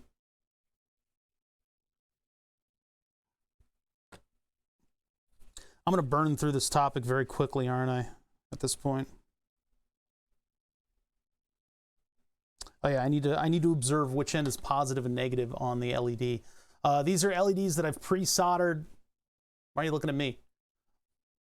These are LEDs that I've pre-soldered a resistor to. So the big toilet bowl on the LED is negative, and then the little bidet coming up there is positive. And I guess this is just pretty. This is just pretty standard for LEDs. There are ways to tell what lead is what in an LED. I have had the big bowl be positive before in the past. This, like, interruption. Thank you for beeping at me. Yes, it is very clear to me now that the insulin that I told you to give was the right amount of insulin to give for what I ate. Thank you for beeping at me like it's an emergency. All right, anyway. Jesus Christ. All right. I know it, like, I don't know. They didn't consider that people might, like, not want to have every single thing be an emergency on their pumps. I don't know. Anyway, it's so annoying. It just really gets under my skin. So that right there is the negative lead. It has a flat spot on the body of the LED. Can't always rely on these little tricks, but I know for these that happens to be correct. The negative lead is that one. Sometimes the like basic electronic books will be like, one lead is longer than the other, and that symbolizes which one's the positive lead. And you're like, but I cut them. You just cut the leads. That's what you do on LEDs. So anyway, don't trust lead length. The flat spot on the can is usually the indicator with a round LED, and you can see that I'm using ones that are translucent, and I put a very big resistor on them because I'm typically using these with 5 volts, but I'm not using them as illumination. It's not like those little LED, squeezy LED lights that everybody used to love. I'm not using that in order to see where I am. I'm using this as an indicator. I just keep a 2032 battery around to check for polarity. That's a good way to do it too. You squeeze the leads to a battery, and then you tape a magnet to it and throw it on a bridge. Yeah, that's a good way to tell as well. So what I'm going to do is I'm going to I'm going to connect an LED on each of the switch outputs of this relay. Now, luckily we have a picture of it right here. So I can say that this one is going to be the normally something, the normally opened one. So positive lead, negative lead, like so. Of course the gap is right there. I'm going to move this down so I don't have to deal with the gap every time, you know? All right, so it's just like that. So that's on the normally open. This one will be on the normally closed, and we'll just put 12 volts directly through these LEDs, now that we know that that's not going to blow it up. And then this one here goes to positive. And so our circuit is just simple. It's from positive to negative. Positive to negative. And then we got the coil over here. So we know one of the leads of the coil can be connected to positive. Which one do we connect to positive and negative? Well, this one has a preference. This one has a preference, and I don't know why you would necessarily have a preference in which way your coil is connected. It might have to do with just the magnetic properties of the thing that it's pulling in order to turn stuff on and off. If you hook this thing up backwards, I don't think a lot's going to happen there. I don't think they're in the business of providing you electronics for free. I don't think they're giving you like a flyback diode. The plus and the minus only matter if you have some kind of a polar component over here. So I guess the polar component that you would have is the diode, but there's no diode here. So it must have to do with the magnetic properties of this piece right here. I'm going to sneeze. Oh, maybe I'm not. So anyway, I need a flyback diode. So I need a 1N4006, 7? I don't know. I think I got one around here. I think I have a couple in reserve. Not in this bin though. I got to bring it out of another bin. I have big through-hole diodes that I can put on this thing. Big through-hole diodes. Let me see. I should have stayed home today. Shouldn't even be here today. Let's see. Those are not the transistors. I think the transistors we might have to steal off of the breadboard, the other breadboard, the one that's got the audio circuit on it. It's not on that bin. What I've got is these sets of bins where I keep all of my sort of older electronics. So this is the one. And actually, I've got more of these things to contribute to it. At one point in the near future, we should take apart one of these glucose sensors that I'm sort of keeping. I keep these around because you can technically replace the batteries on them. So I want to try that with one of the G6 sensors. I'm not sure if they've built in something that keeps you out of the G6 sensor though. They might have. I'll have to look up how to replace the battery on them. Anyway, that bin also shares all of my 4007s. Now you'll be familiar with this diode if you've done anything with a significant amount of current before. So this might be kind of overkill. This might be a little bit overkill for this circuit, but these are sort of a workhorse diode. They're worth having around. Because if you have a 12 volt AC line and you want it, hey, Walrus, how's it going, man? If you have a 12 volt AC line and you want to turn that into 12 volt DC, this is your friend. This thing will help you do that. A couple of these and a capacitor. These have wonderful properties. They're very, very robust. For a diode, especially. Let's see which one it is, though, specifically. 1N4004. Well, I think we can use the 4004 instead of the 4007. I think that'll have just about the same properties. Now, there are smaller signal diodes that I could use as well. But we'll just stick with this one. So this one needs to be in a flyback configuration, and our 2 pins are the ones all the way on the end here. So what I'll do is I'll just bend the leads over on the very end. I'll give them a little bit of room on the outside. These diodes, man, through-hole diodes, they're kind of cool, like if you're dealing with old school electronics, because the old school diodes, the really old ones, are actually in a glass can. I don't think I have any glass diodes anymore. But it's like an actual little piece of glass, and as you're working with it, you could accidentally break the glass. It's just glass with metal coming out of the ends. Pretty cool. Pretty old school. So anyway, take that, And I'll clip the leads off of it. Yeah, well, the 4000 series, I mean, this is like the most common. So I could get fancy with the leads, but what I'll do is I'll just use jumpers. I'll use jumpers. So there's our diode, and it's currently not hooked up to anything. So I'm going to have little jumpers that bring it over to the next set of rows. The line on the can is indicative of the line on the arrow of the diode.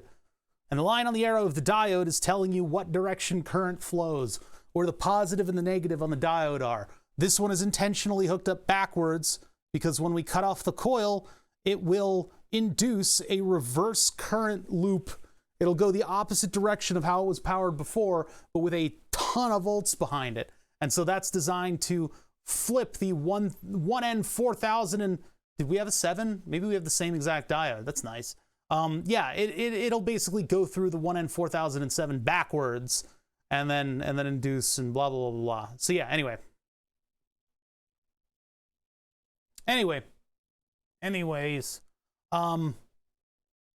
what do I need? Let's see. I'm going to need little tiny jumpers just to get from this row of holes over to the next one so that our coil is connected properly. So I need the jumper kit, unless I have some very small jumpers here. I do not, but I remember them from yesterday. We have a lot of those.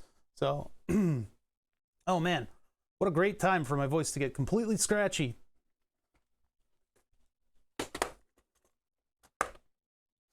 Where did my jumper kit go? Is it all the way up there? Huh. Where could it be? Oh, you know what? There it is. Yeah, it's horizontal. Got it. Just didn't look right. I couldn't find it.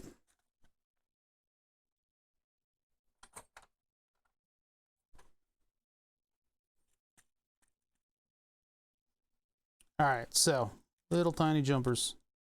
I just need to go over one row of holes. I guess there are smaller ones than that. They're like little weird ones, right? I can find them. This kit is kind of cursed at this point. All right, yeah, there we go. Let's see here.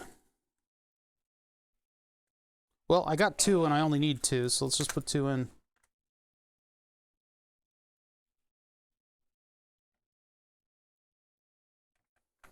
There we go.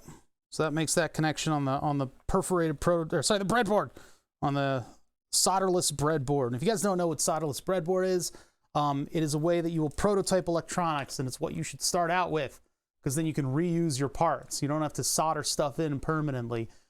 Each of these rows of holes is connected in this direction, and they're isolated from one another in this direction. So if you plug something into one part, one hole in one row and the other hole in the other row, that's going to connect it horizontally. You can command about 1 amp out of this thing. So if I've got 12 volts running around and I want 2 or 3 amps, I'll start to consider moving it from the perforated prototyping board. But I've gotten away with a lot worse with these things. They can tend to heat up if you really push a lot of current. You're going to be pushing a lot of current. You might want to go to other methods of prototyping things.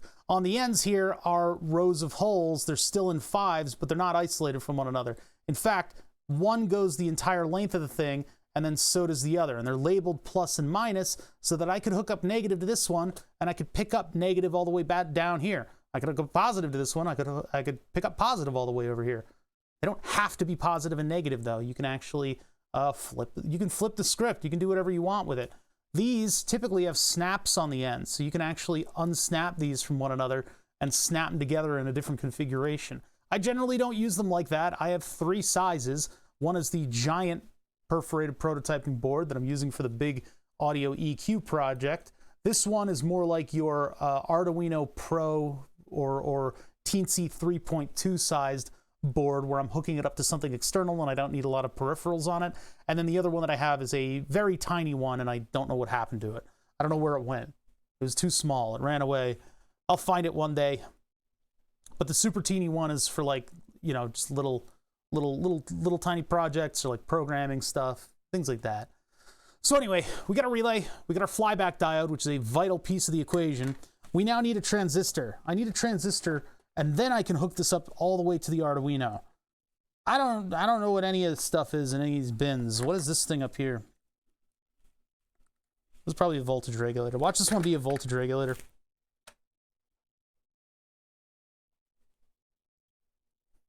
None of the breadboards are clean around here. 78LO5.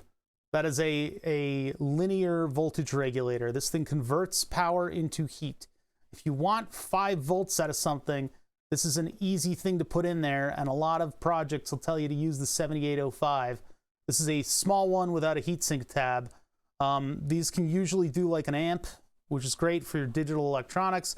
They're not very efficient. They're not very efficient. I don't really like using them. But I believe that they have always existed through time and space. And we are only borrowing time with them. See, look, I've got four of them sitting in a bin over here. Zoran, you got better stuff to do? How's it going, man? Okay, we're looking for a transistor. We need a transistor for a very basic relay. Basic. Which I do not have in this bin. All right, let's steal it from the other project. So the other project is a couple 3904s. No, you can't. He didn't say anything stupid. How hypocritical after you lead the charge. Ah! Never mind. All right. That guy right there, 3904. Which is more timeless, the 7805 or the 555? Well, I don't believe in the existence of the 555, so there you go. I'm doing good. Doing good, Zoran. Doing a basic lesson here today on how to flip a relay, which is a very sort of standard thing that you would do in electronics in order to control larger loads in a situation where you don't want to have solid state stuff. So what we got here is a 2N3904, which is roughly, and I do mean roughly, equivalent to a 2N222222222222222222. So 2N3904. So we can use this like our typical NPN transistor, which means we can hook it up like that guy right there. I need to make sure that the pinout is correct. So I'm going to look up 2N3904. And make sure that I get the right pinout. There's no shame in constantly looking up stuff like this. Just because this is like, I mean, you know, who knows how these things are hooked up? It's all over the place.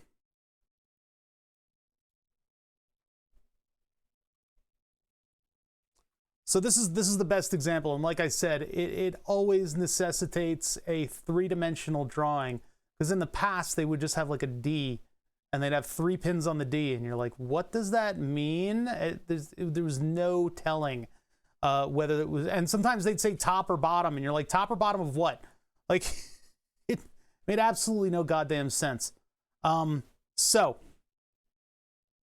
2N3904. Base, emitter, collector.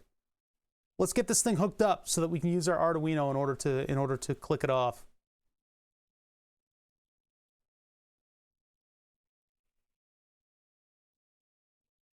All right, so our base is going to have a resistor on it. I'll get that in a second. Emitter, collector. So our emitter is going down to ground. Our collector is going to our relay. The collector is the 3rd pin with the flat part of the D facing my body. So take this thing, face it up this way, plug it in.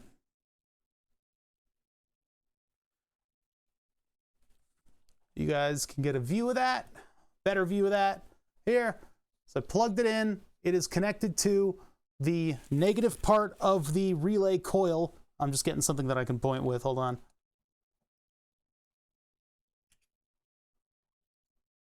Negative of the relay coil right here, connected over to here. This is, that's actually everything that I have connected to that part. This is the base. That's where we put a 1 kilo ohm resistor that will then put out to the Arduino. And then emitter over here, that goes to, of course, there's the blank spot right there. These, why are these here? these blank spots in the perforated prototyping board are just every single time. Look at this. Every time. God, it's like they engineered it to be on the blank spots. Anyway, this needs to go to negative because we are switching negative to this. And then over here, this needs to go to positive if we're putting positive 12 volts over here. I don't know which one we're doing. Yeah, it may have to do with the way it's manufactured, but boy oh boy is it annoying. Boy oh boy. This is just the first circuit that we're gonna make today, by the way. We're gonna do a couple other things with relays. I would like to pull one apart to show you guys how they work. I've got to decide which one to sacrifice. The greater good. The greater good. So I mean, my positive is already over here. So I could run a wire up and over. Or I'll just do it on the end, and I'll just have the outer rim be the 12 volts. Because we'll hook that up to the power supply. So anyway, just to make it easy. Yeah. Greater good. Okay, so that's positive 12 volts running through our relay, through a transistor, down to minus. I guess it doesn't really need a current or anything. It doesn't need like a current limiting resistor or anything because that coil will be doing a certain amount of work when it's flipped. It will use energy when it's flipped. So that's just something to consider. A lot of safety systems will have a relay that's constantly flipped and running. As long as there's energy going into the device, it'll keep the device powered on. You hit an emergency stop, it cuts that, and then everything turns off. Or if there's a blip in power, it'll turn off and remain off until it's intentionally turned back on. It's always with like the big motor control stuff, like with my brewing setup, it's always fun to turn on the brewing setup, flip over all the configuration of it, and then you flip that contactor and it just makes a nice chunky clunk for everything to be on. Of course, from then on, you know that you are using energy to keep it turned on, but that thing only runs temporarily anyway. I guess industrial situations don't really care about using up a lot of energy. But all right, so we've got our two diodes hooked up between positive and ground with a current limiting resistor on them. We have a flyback diode on our 12 volt coil hooked up to positive and ground. We have the transistor with its collector collecting current from up here and switching that to ground. We need a 1 kilo ohm resistor on the base, on the center pin of the transistor, so that the Arduino can trigger it and make things happen. Why 1K? I don't know. 1K is a pretty decent value. It'll limit the amount of current that can go through these solid state switching things.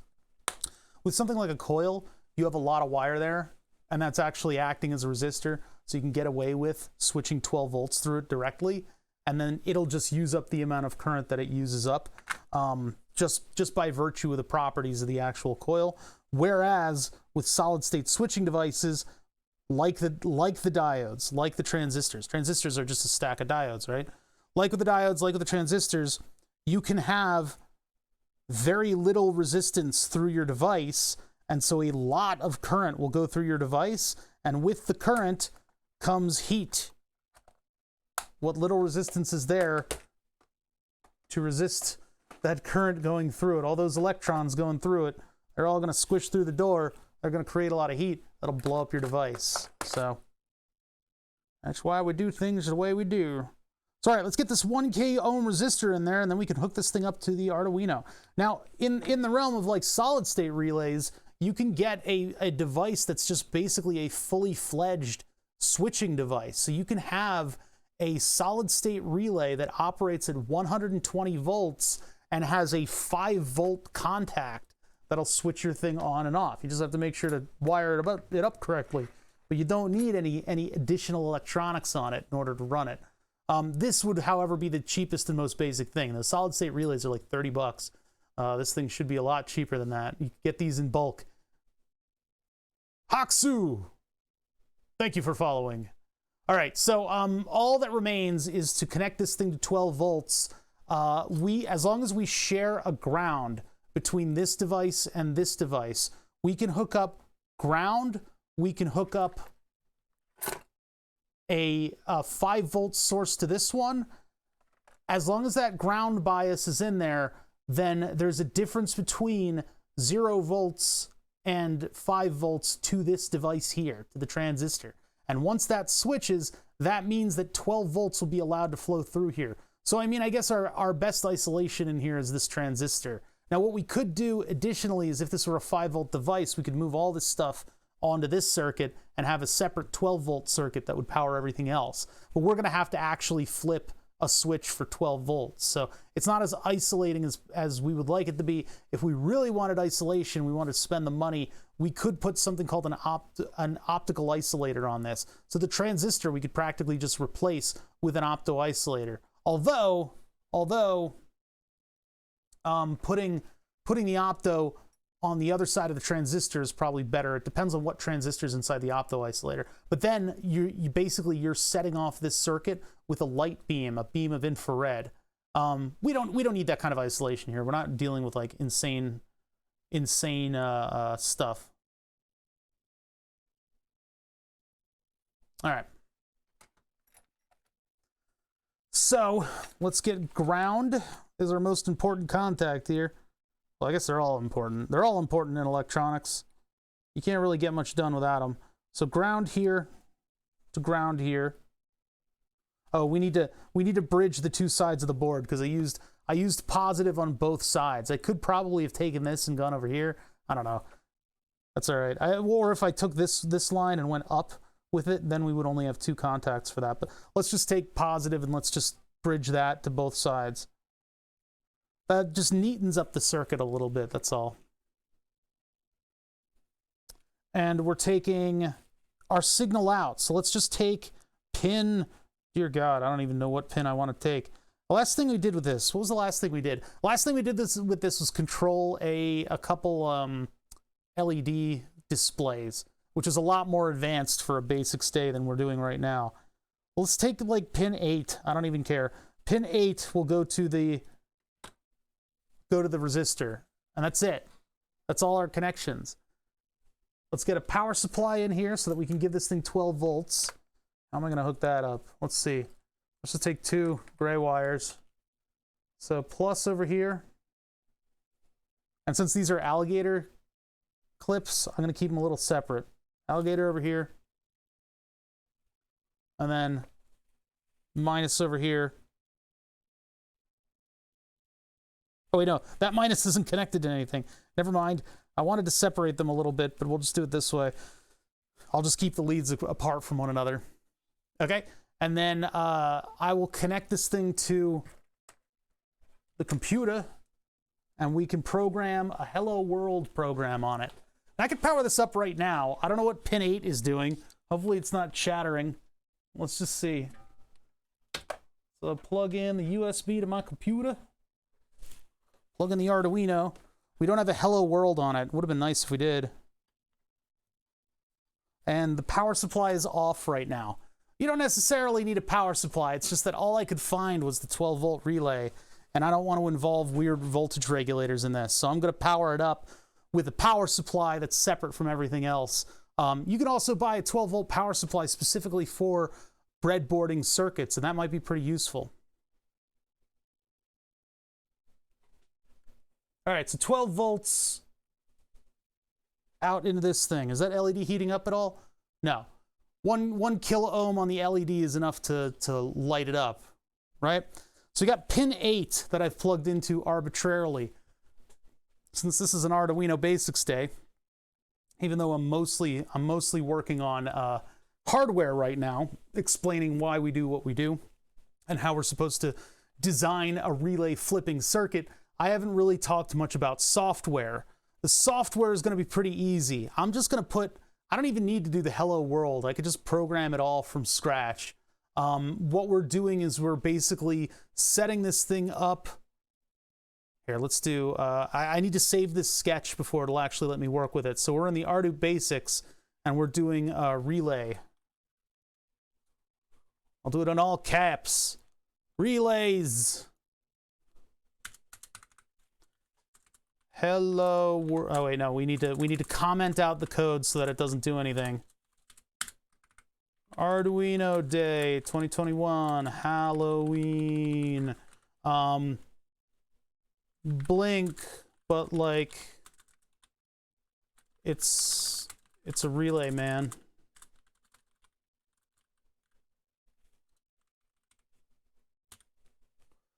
Okay, so setup. Well, what do we do in setup? Setup runs once. It only runs once. So what we need to do in setup is we need to tell the microcontroller what it is. We need to tell it what's going on. So what's going to happen in setup is that we will set the pin mode. And actually, what we should do is up here in the comments, we should set up what the pins are. So we'll do, do I do defines? No, we'll do constant int relay pin omg is equal to 8. Semicolon. Remember the semicolons at the end. Hey, PokeXD just subbed with Prime for 16 months.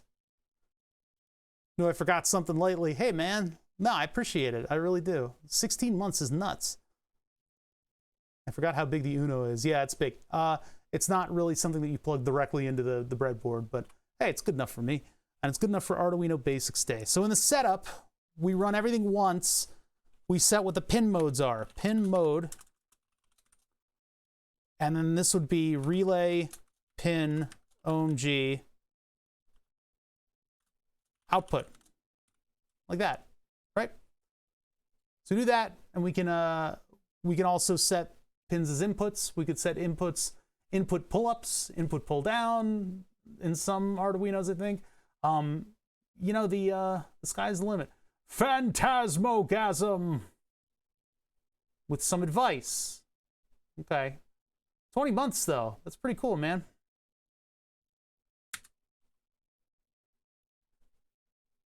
Do not backseat code on my channel, please. Not unless I'm actually having trouble. Believe me, I know what I'm doing. So, we're using a variable. That variable is going to be replaced by that number everywhere it goes. We could even make it D8. It'll allow me to do that. However, I mean, you know, they only friggin', it's already spoiled. Every single, guys, you wonder why I'm prickly today. Every single little thing, each step along the way where there was going to be a little twist, somebody has come in and said it in chat. I can't do my show if you guys keep doing this. So what we were going to do is try to compile the code, and it would have had an error that this isn't actually a variable because of the change in capitalization.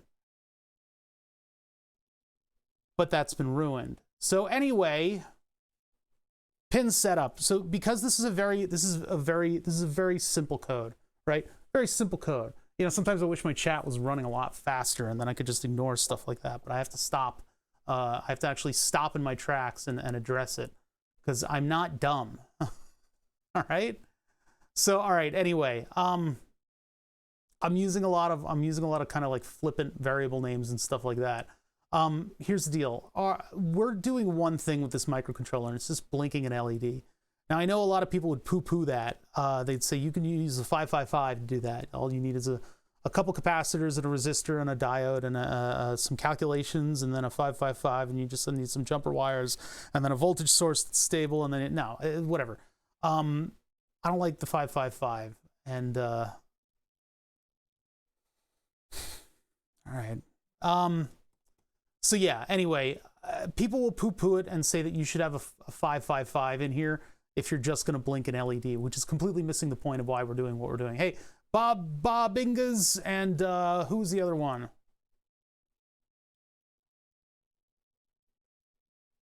Gilco 2JZ, thank you for the follow.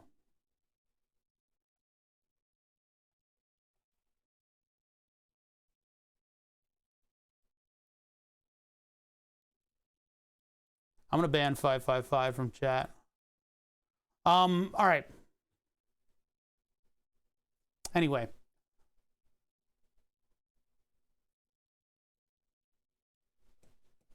What was I talking about? We're just blinking an LED. We do not need a 555. some people will put their nose up at that, and I've seen that a lot. You know, I used to write for Hackaday. Chat, fuck off. Jesus Christ. All right, I used to write for Hackaday, and a lot of the time we would get people coming in and saying stuff like oh no, another fad Arduino project where they're doing stuff that you could do with basic electronics anyway. Like, people do that, and it's really ugly because it's like, it's not what we're doing here. Part of the basics of Arduino, part of Blink, is that it's a little bit more versatile than that. Like, we control other electronics with it, and it also vets out your entire path from computer all the way to Arduino. So from this program all the way to the output of that pin, we now know that there's a link between all this stuff. We can use it as a stepping stone from which we build our electronics portfolio of things that we can do and test and move and things like that. Like, you know, it's not just about that output of 1 pulse per second. Anyway, what we're trying to do with this program is the basics of Blink. So all we're going to do is we're going to turn on the LED for 1 second, and then we're going to not turn on the LED. We're going to flip the state of the pin for 1 second, and then we're going to flip it back, right? Flip it for 1 second, flip it back. That's all we need to do here. We can then take that and we can enhance it with sensors and things like that later on. But for now, we're building up the basis. We're making sure our circuit works. We're making sure we're giving everything the right voltages. So we got an LED on over here that tells me a little bit about the circuit that's working. Now we need to actually give it a pulse in order to turn it on and off. And actually, with this system, I suppose I could probably take the jumper wire and punch it up against 5 volts to try that too, to see if that'll flip the relay. But we'll do it this way with software. It's worth learning. It's worth learning how to put something like this together on your own and from scratch. And then it's also worth not having spoilers coming through chat about what's going to happen when I hit enter, because you guys are so much smarter than me. All right, void loop. So this program is doing one singular thing. I can use delays. In a microcontroller, when you have code running, you can think of it as going from line 1 to line 2 to line 3 to 4 to 5, 6, etc., etc., etc. You read down vertically on the code. With the Arduino, there's only one, what's called a thread running, and a thread is what interprets the instructions that you've made. There's a lot going on the back end of the microcontroller, but you have that one thread that's going to be going boop to boop to boop, line to line to line, unless you tell it to do something differently. It goes through setup once, and then it'll go through the loop over and over again. That's why you call it setup. That's why you call it loop. So if I want it to go through the loop over and over and over again, well, no, it's going to go through the loop over and over again. But if I want to do other stuff, I can tell it to do other stuff. It'll return to that loop, and then it'll go through it again. I've had programs that don't even use a loop because what they're doing is waiting for an external thing to trigger a piece of code. So there are different schemes by which you can arrange your microcontroller, but generally the way that we like to think about them and the way that we like to come up with projects and ideas for microcontrollers is that they are going to be running a set of instructions again and again and again and again in perpetuity until the end of time. So, or you cut off the power to them. So anyway, in our loop, what we want this thing to do, this all ties back to what I was talking about before. Sorry, I'm still mad. But anyway, what I'm trying to say is that in a microcontroller, you can have a lot of stuff happening. You can have a lot of different things that this microcontroller needs to do, or it needs to be aware of, or it needs to react to. And so generally, in programming a microcontroller, using a delay is a bad idea. It's anathema. It's a bad idea to use a delay in your microcontroller, right? So the microcontroller delay takes that one thread and it says, hold up, we're going to wait here until this amount of time has passed. And time is a relative thing with microcontrollers. Time is a relative? What, uncle? No, time is relative in microcontrollers. Now you can have internal clocks. They'll be off by a small factor. Generally, for small time periods, they're pretty good, and they've gotten a lot better over the years. But you can't like trust something to wait a month and then suddenly do something, you know. But I mean, like, you know, I figure people watching this would probably be interested in like Halloween projects and stuff like that. So in short time spans, you know, you can trust these microcontrollers to get it kind of close. You can involve other clocks if you want to, but having your entire microcontroller halt for one delay is a bad idea. It gets into a little bit more of the clever programming. but you can set up the microcontroller to look at its internal clock, and when a certain amount of numbers of the clock have passed, then it'll do something. So anyway, in our loop, we're going to use delays after all that. After all that, because this is all our program needs to do. So we're going to delay. Actually, well, first things first, I'm going to do digital write and then relay pin omg high. So Arduino, in the microcontroller itself, the states of the pins are stored as 1s and 0s. However, Arduino's cool with you saying high and low. You can use high and low, you can use 1 or 0, you can use true and false. Those are interchangeable. And sometimes I'll use all three in one line of code. In this case, I am writing that pin to a high output. So the next step is to delay 1,000. So that's in milliseconds. So 1,000 is 1 second. 1,000 milliseconds in 1 second. For a relay, we want to keep the switching speed low. For an LED, I'll sometimes do like 200, 300, stuff like that. I don't want to do that with a relay. A relay needs to like settle down and everything. And if we're chattering it, it's going to be very annoying. So delay at 1,000. Digital write. Relay. Pin. OMG. Low. And that's our code. But there's a problem. There's still a problem. If I get to the end of that instruction, what happens next with the microcontroller? Well, the microcontroller is just going to go through the loop. It's in a loop. There's nothing else for it to do. It does all the stuff it had to do, did all its homework. It's going to come back up to the top of the loop. And so what'll happen immediately after going low is it'll go high. So it'll just blip. It'll just blip 0 onto that pin. Just blip. Because it'll do this in unfathomably fast time. So what we need to do is we need to let it hang out after it reaches that voltage level. I think I hit insert. Weird. So what I'll do is I'll delay again for another 1,000, right? And that's it. That's blink. That's the blink program, essentially. I mean, I should probably, because you shouldn't really be writing whole numbers into your actual code. You shouldn't be writing whole numbers into your code. It should be all variables. So technically what I should do is constant int and just make it delayer, and that's equal to 1,000. And then if you're really a stickler for keeping good comments, you give yourself units. Or if you're really a milliseconds. But whatever. Anyway, so delayer.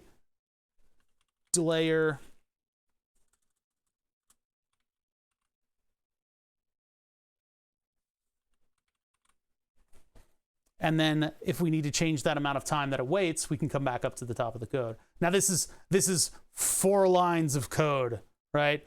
I mean, it's more lines than that. It's a lot of lines of code, but I mean, it really is not, it doesn't garner a whole lot of proper programming practice when it's 4 lines of code, but it's good to get in the habits. You might as well. So in order to put that up onto the Arduino, we need to make sure that our board is recognized by the computer insofar as it has a COM port associated with it. And it looks like I have plugged it into this USB before, so it immediately identifies that it is not, in fact, the fart box. It is COM8, the Arduino Uno. COM4 and 5, I don't know what the hell they're doing on this computer. I should probably see if I can delete them, but they might be some other device that I've plugged in. COM4 and 5, I don't know what you are. I don't know what you're doing. I don't think you're that important. But again, being it's a streaming computer, I'm not willing to mess with the setup. We haven't done Arduino program in a little while. So long, in fact, that the last thing that we did was the Arduino Basics stream where I programmed the Arduino Uno.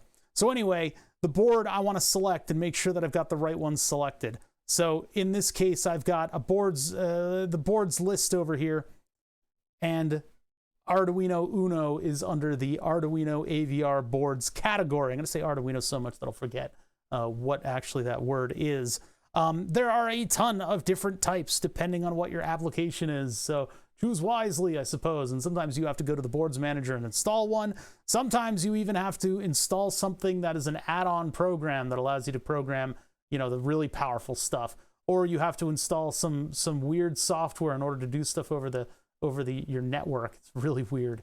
Yeah, when you get into the ESPs and the teensies, and the little AT-Tiny 85 cores. You got to start really manipulating your software.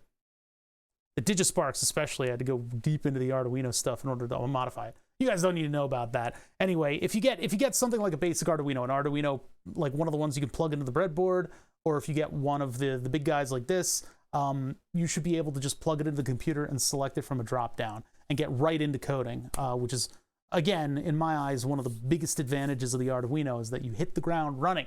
You don't have to worry about all the minutia of getting a microcontroller running. So anyway, we've got our COM port selected as the one that appeared just now. We've got the board selected. We don't need to worry about the programmer. We don't need to burn a bootloader. Those are special tools that we don't need to worry about right now. This thing is connected directly. We could check to see that the board is there and everything, but I'm not going to worry about that. We hit verify and upload. Oh, I didn't hit verify and upload. Oh, well. But oh my God, look, there's an error. Boy, oh boy, would this have been nice to have come to originally before I completely deleted chat off of my screen and actually see that indeed we have an error here. And this error is a fairly common one. On my variable, it's called relay pin OMG. So what the hell's the problem here? They're called exactly the same thing. Well, computers don't be like that. Computers are actually quite exact in how they do stuff. I could have two variables in here that would be relay pin oh my God, and if the capitalization on the two is different, they're seen as completely different things. So in order to keep the pain down, I am going to change the P to lowercase and the O to uppercase just to keep the same amount of pain going in chat. So I am actually just going to change that and just make sure that that's consistent throughout my variables.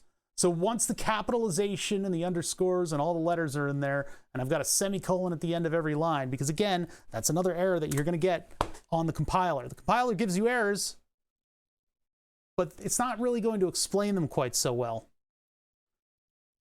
For instance, relay pin OMG was not declared in this scope. Okay.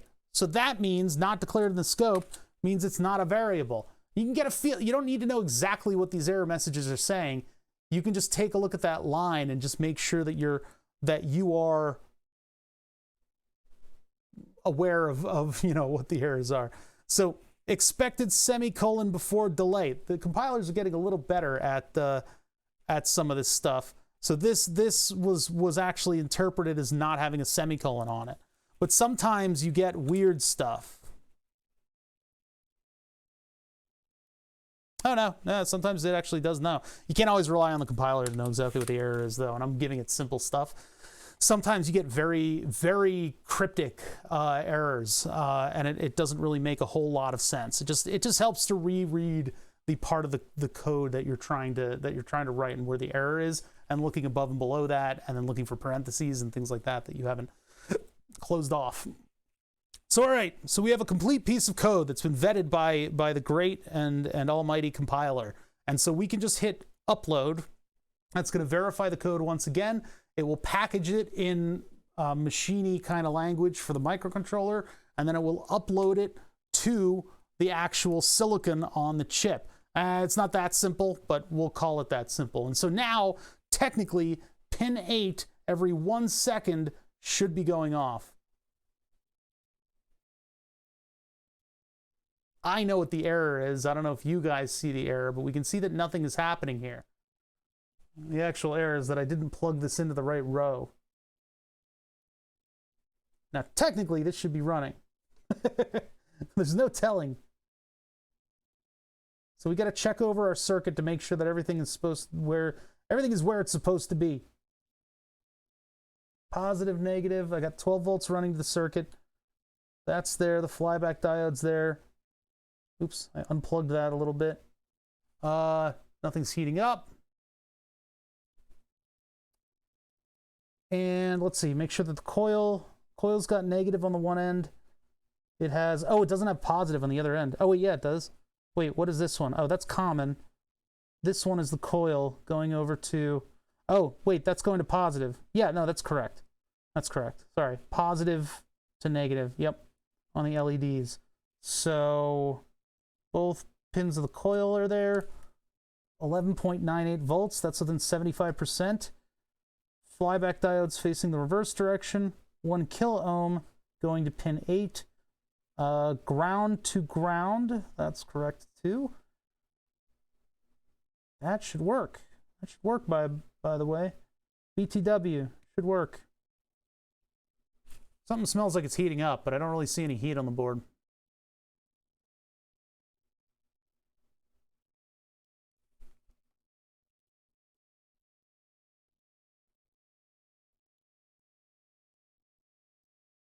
All right, so quick little check over of everything.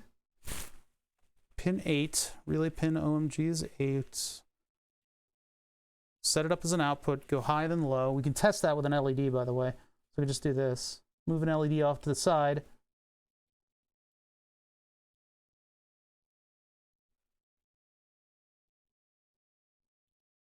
Yeah, so our pin 8 is definitely sending out the pulse.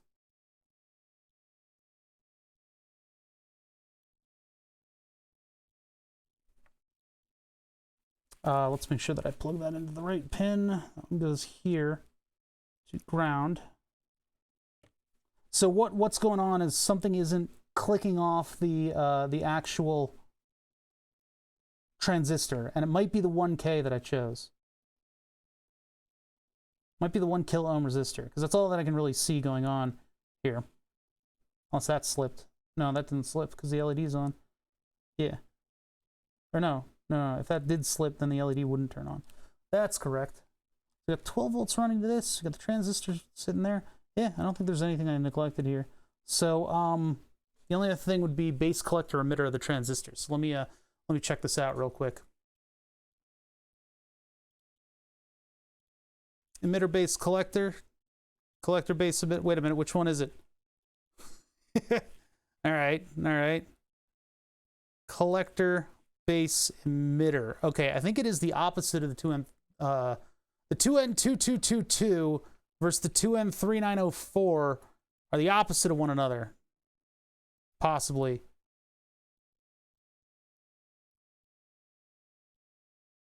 The P version of the 2222 flips it. Emitter base collector. The 3904 emitter base collector. That would be the correct orientation. That's how I have it hooked up right now in the circuit. Pin 1 is the emitter, and that goes to ground. But nothing's happening. So we should, flipping the transistor might not be a good idea, but I'm going to do it.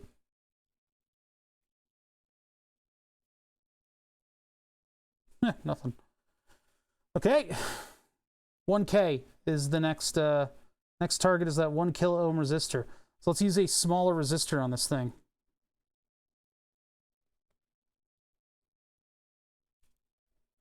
So the data sheet that we found, or whatever the circuit we found, said 500 ohms. So I'm going to try something around that.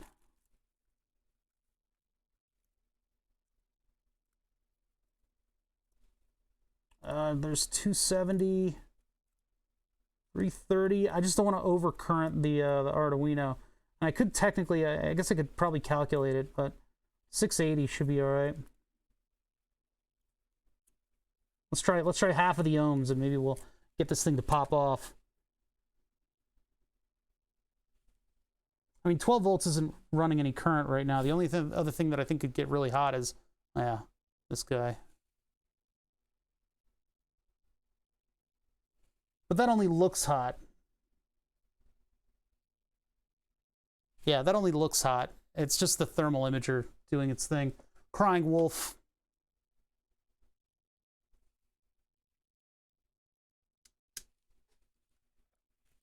And then that goes from this pin. Hold on, gotta get that arranged.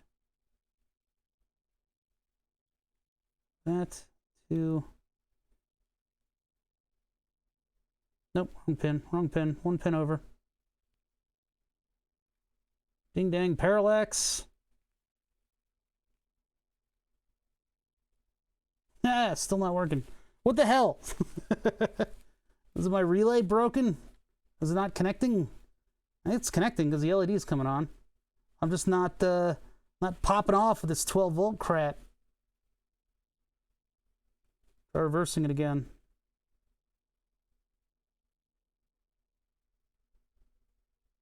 Huh, okay.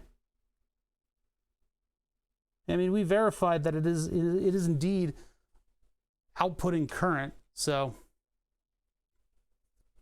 we'll get it. Just give me a second here.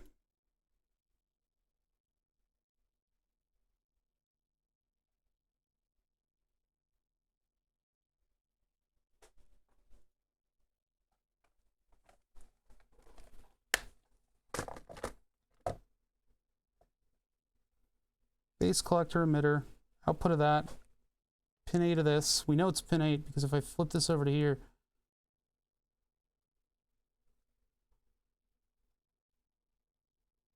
I still get a blinking light, right?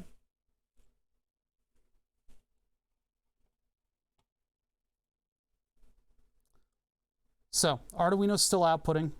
I have the 2 pins of the coil connected to positive. Positive over here, positive over here, positive over here, positive, positive to the common of the relay. Let's get this back over here.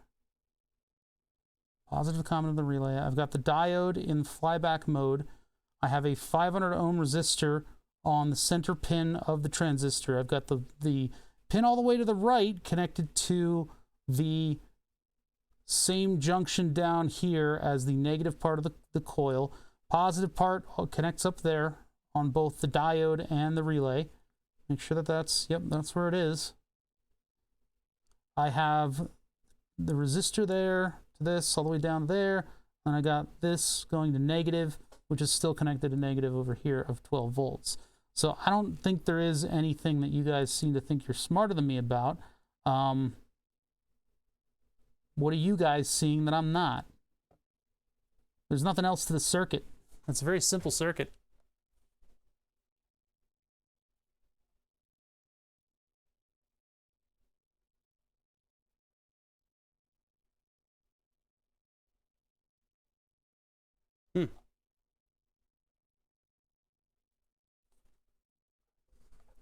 So I don't like the toxicity, man. Yeah. Whoa. Oh, that's yeah, negative disconnected. So we're actually getting a flashing signal through everything else. Yeah, I don't think there is anything. You know, I've been over the circuit a couple times now. Walked up and down this circuit a couple times now. Hey, maybe we just aren't setting off the transistor properly. Could be a bad transistor. I tried flipping it in the other direction, which could potentially hurt it.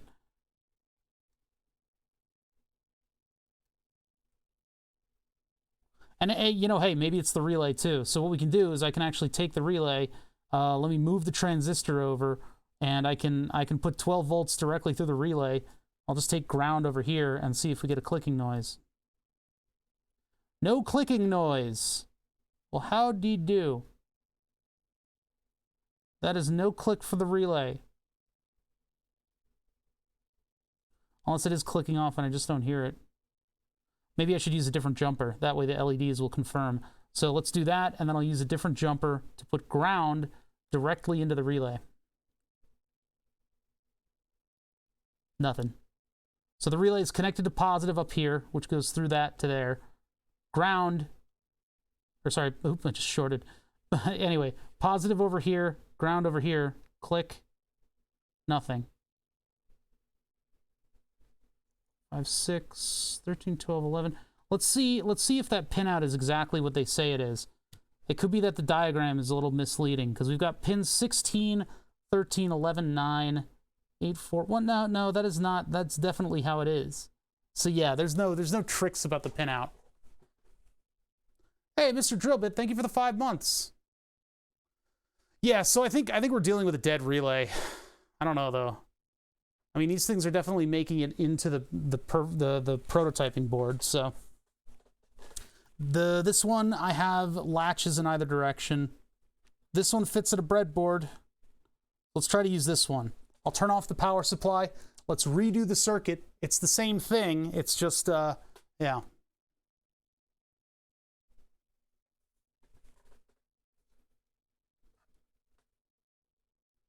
So let us put this one into the perforated board.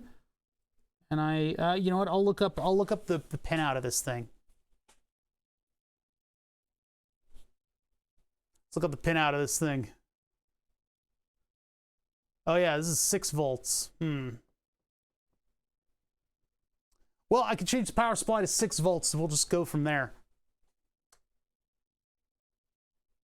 I wanted to show a live relay's insides, not a dead relay's insides.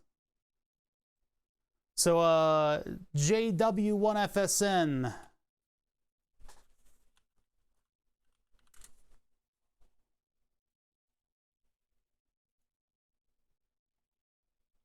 That's not what I wanted. That's not a data sheet. Come on.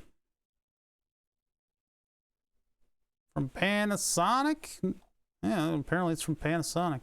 Bob. Where's my data sheet? Data sheet.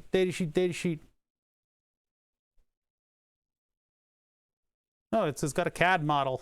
In case you wanted to use something this clunky. Oh, damn it. I hate it when it downloads and it doesn't open.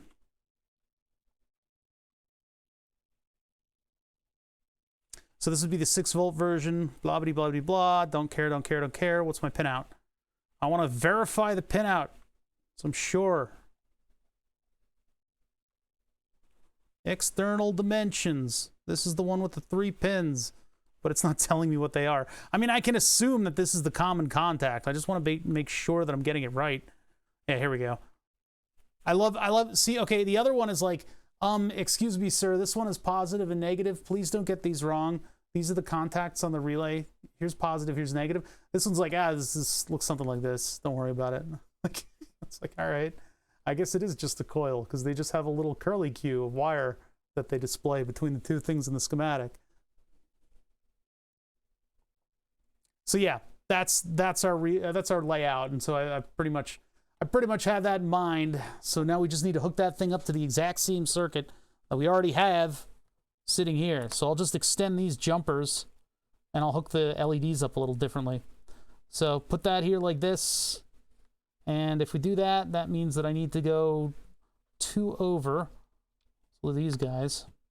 Where are my tweezers? There, simple layout.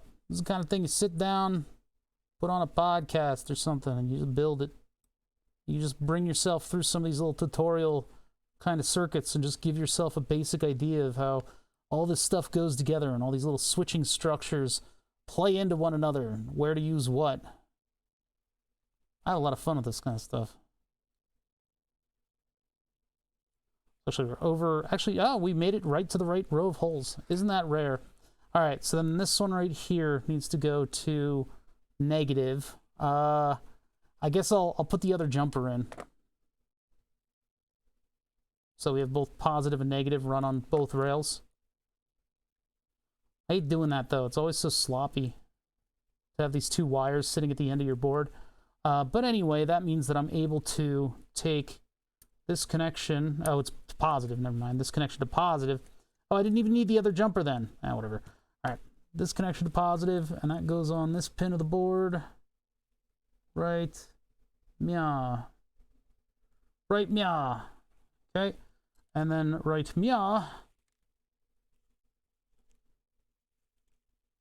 I can put the minuses.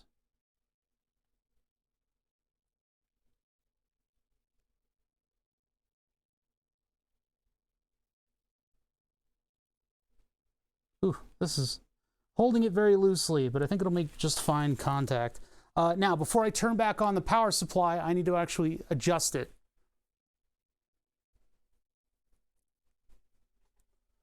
So, change the voltage from 12 to 6. And now I can turn this on, and we get our one little light up LED right there, right? But the transistor isn't here yet. Arduino's still blinking everything. Why did that? Okay, it's tilt sensitive. No, the contacts on this breadboard are so loose that you kind of got to poke stuff. Oh, I hate it when they get like that. All right, that probably means it's a time for a new one. But let's put this in and see if we get an actual flipping relay. Put that in correctly? I did. There we go.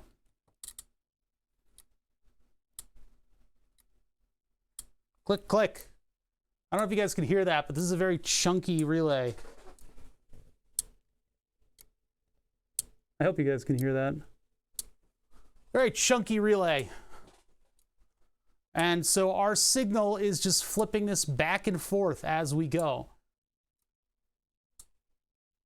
Oh, my 6 volts was touching one another. Sorry, putting 10 amps through my leads.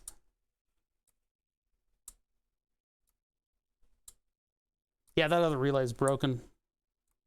Anyway, this is a good candidate to take apart because it's so big. It's a very clunky relay. This is not supposed to be this hot. The leads are only hot because I allowed them to touch one another, which I should not have done. These connections are so loose. It's one of the problems is that these LEDs that I'm using are very, very small leaded LEDs. They're low current. They're small. They're good at what they do, but I just froze the Arduino by dragging a ground on top of it. Oops. So, okay, relay basics, right? So we've got a handle on how to use a transistor in order to flip a relay. Now, there are at Mega 16U DFU. What the fuck is that? Oh, I did something weird and this thing kind of flipped out. We can do a bunch of different stuff with relays. One thing that people do with relays is they use them in order to keep themselves actually connected. So you could use these, you could flip a relay and have it flip another relay that keeps itself flipped, or you could do some kind of like weird stuff in order to actually make logic gates with relays. Obviously, I don't have enough relays to do that, and it gets kind of expensive, but in years, in decades and millennial past, I don't know, they would use something called ladder logic, and the ladders were made up of relays, and those ladders were actually able to have some kind of intelligent functionality to them, much like a microcontroller, only the circuits themselves would take up a ridiculous amount of space. Like a whole utility closet would be kept running your elevators, for instance.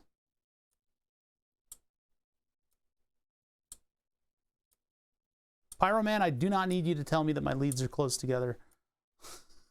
I literally just had them showing up on thermal imaging because they were touching one another.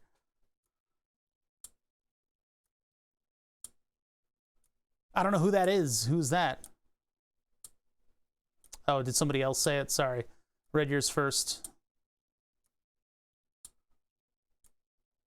Sight. I'm okay. I'm all right, everybody. Blame him. All right. Calm down. It's fine. You're forgiven. It's fine. You're all okay. Yeah, anyway, so we got a relay that's basically just switching something on and off. And I mean, we could use this for a bunch of different tasks. Now that we're not using 12 volts, I can't actually do anything with this. I think this is 12 volts, right? I think so. I was going to have this go in one direction and then the other, but yeah, oh well.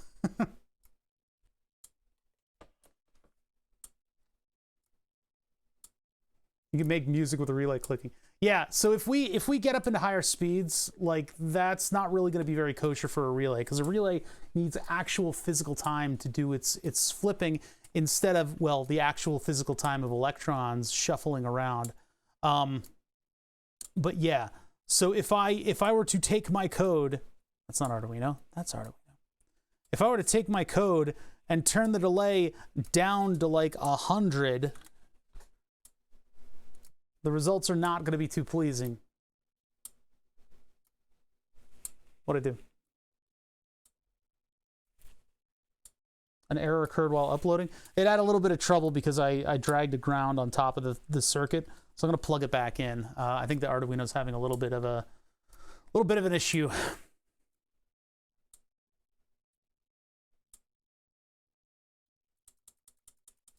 Oh my God.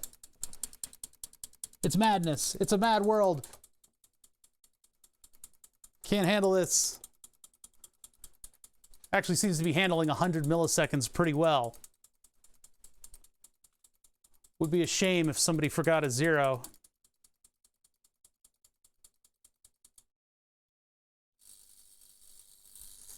Oh no. Buzz me in, I'm at the door. By the way, you guys are asking what it sounds like when you put 120 volts through this. This is faster than 120 volts, but this is what it sounds like. It sounds like you're being buzzed into a door, because that's exactly how those work. Those buzz me in kind of things. Buzz me in Hamachi. A little bit of heat building up in this thing. It sounds like a dying bee. So you want to be kind to your relays. Oops. Want to be kind to your relays, and you want to keep that switching speed down on them. They're not meant to do this. They're not meant to do flashing lights and stuff like that. I mean, some maybe are, but like not at a high rate, not at sub-millisecond timings, not at millisecond timings even. Are you uploading this or what? No, it's just compiling it. Let's upload it. Yes, it would.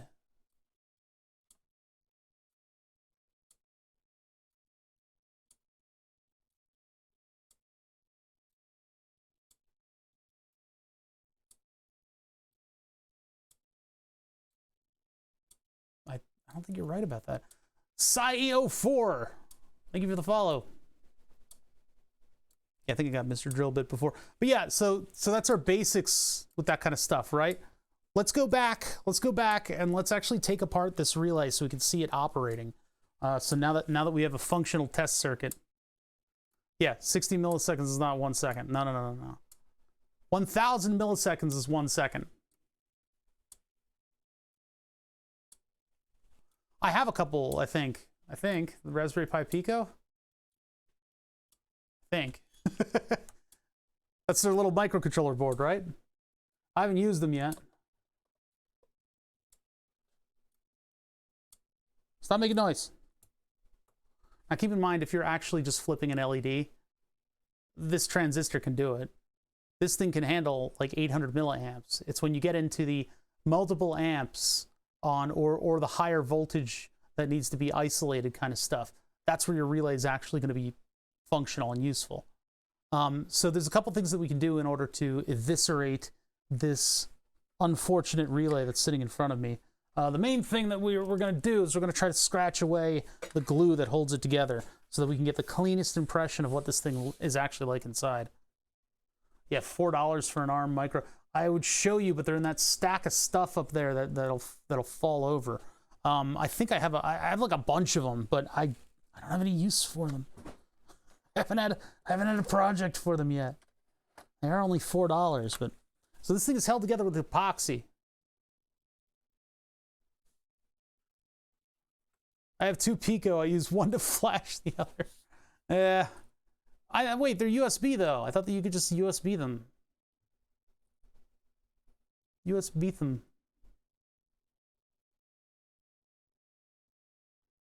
Yeah, there are some very cheap microcontrollers out there. It's just how you're going to use it, and what's the environment? What's the programming environment for them? Are you going to get a lot of support, or are you going to have to invent the wheel every time that you're trying to use it?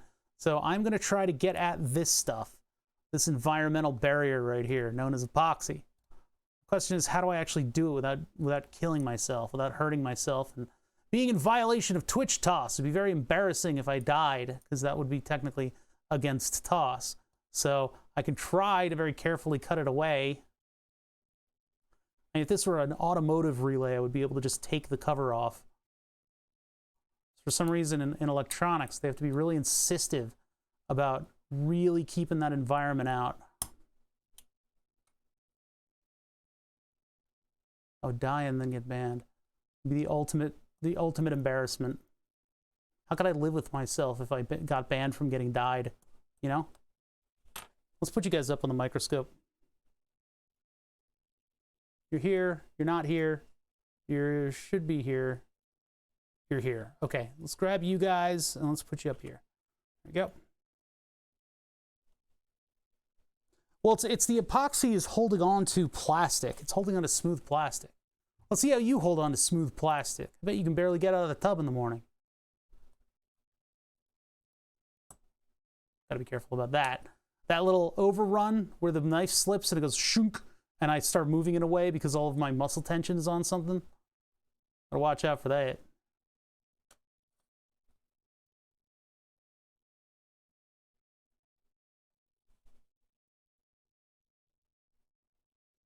You putting up no bully signs is the most hypocritical thing I've ever seen in my entire life. All right, anyway, getting at the epoxy here. So it's making popping noises, and I'm hoping this is popping open the two layers.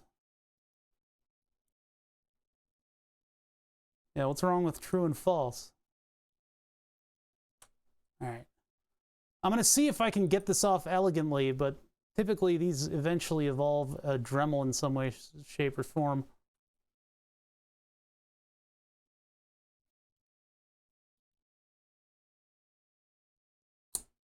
Wow, did not expect that. That caved almost immediately.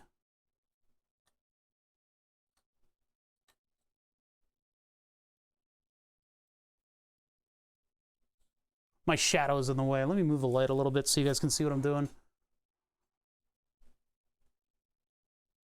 Yeah, the problem is with the lighting around here is that my shadow gets in the way very easily.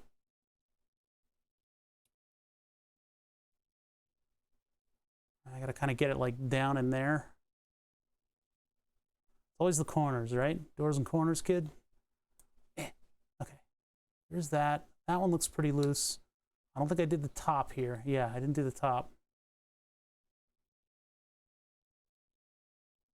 You say that like I need some alternative method now that I'm 75% into removing this thing. Just because it didn't drop away on with one foul look doesn't mean that what I'm doing is wrong and I need another method. I have done it with side cutters in the past, but it's too sloppy, and this is actually working brilliantly.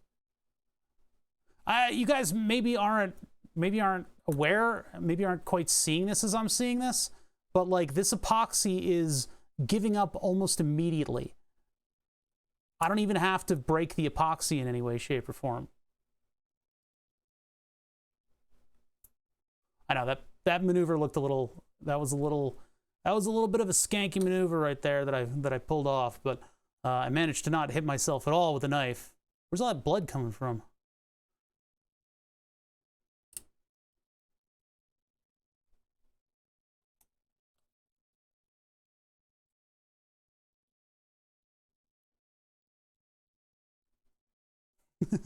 Panasonic engineers, what am I, a joke to you? This is from like 1,000 years ago. I don't know. I'm shocked that Digikey even still has them, but like this is like this isn't a new relay by any means.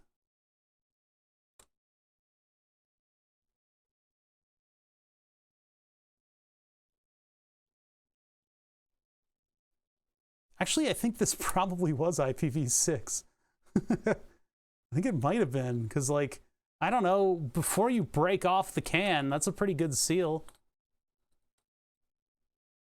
I mean, there's an air hole right there, so I think that's an air hole. Might just be an injection hole. I think these need to have an air hole, otherwise your seal's gonna get broken by, not on your own terms, it's gonna get broken by air pressure. There we go. This is a relay, believe it or not. It is literally exactly what we described it as being, except that this seems to be a repulse thing. Huh, that's interesting.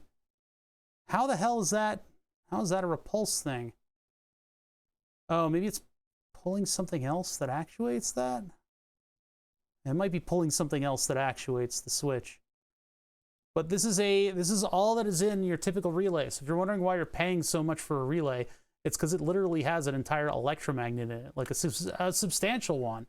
This is a big electromagnet. It's a 6-volt electromagnet. But like, I don't know why it's repulsing instead of attract. Oh, wait a minute. Ha, that's what's happening. So yeah, there's a little bit of a mechanical system going on here. Something down here that we can't see. It looks like, yeah, it snaps together, but then there's epoxy. Something down. Okay, I need a pointing device. Do it with my pointing device. Pointing device, there it is. This isn't going to be as long of a stream today because I was put in a very bad mood. Yeah, so we've got probably a spring and like a seesaw that's popping this thing over this way.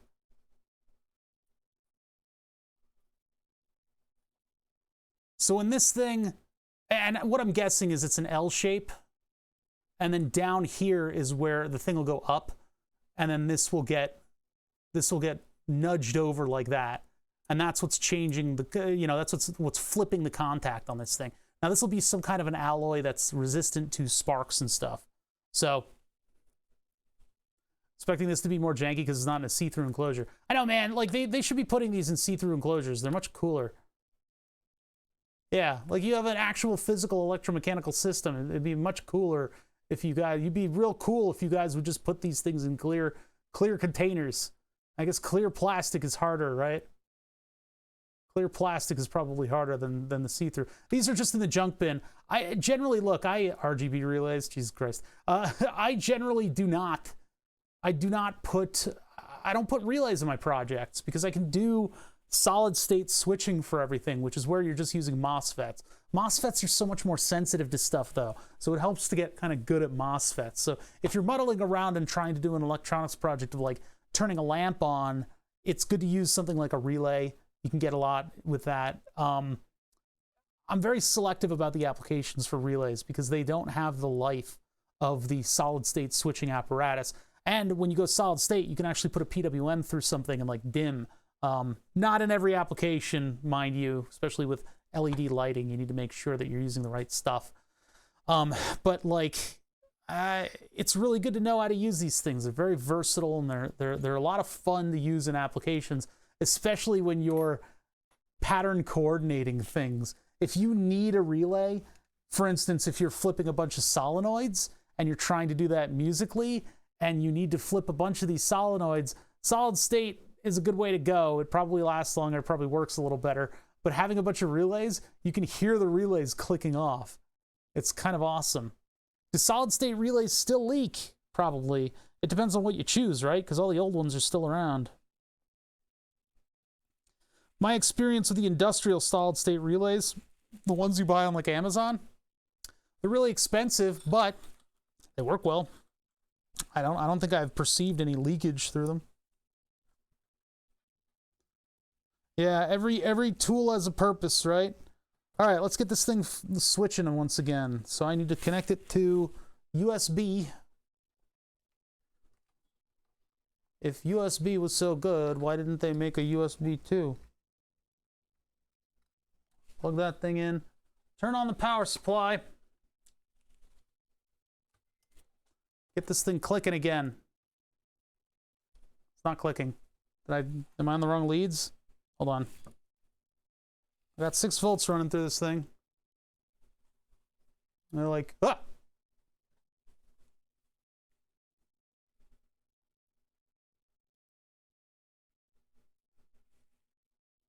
Hello? Hello? Hello? Ah! Ah! There you go. Yeah! Science! And everyone knows fun rules. So, I mean, thermals aren't really doing us a whole lot here. Maybe I can get a slightly better shot than that. Hold on. Actually, we should come around to this side. The Arduino should go around to this side. Of course, the wires aren't going to cooperate if I do that. Ah!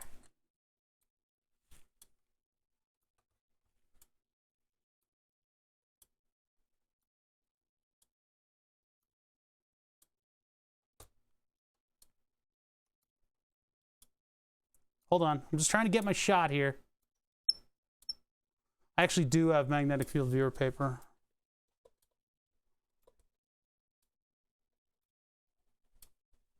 Relays!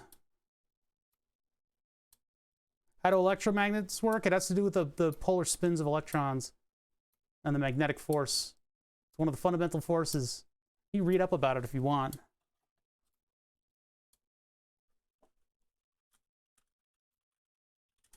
Basically, if you have electrons spinning in the same direction,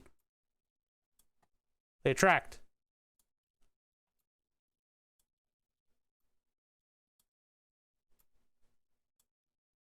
But we don't understand a lot of the very, very, very underlying forces behind magnetics. What we understand with incredible detail is the relationship between electricity and magnetism. And we've learned how to harness that in a very tangible way that you're looking at right now. This is one of the more simplistic applications that dates all the way back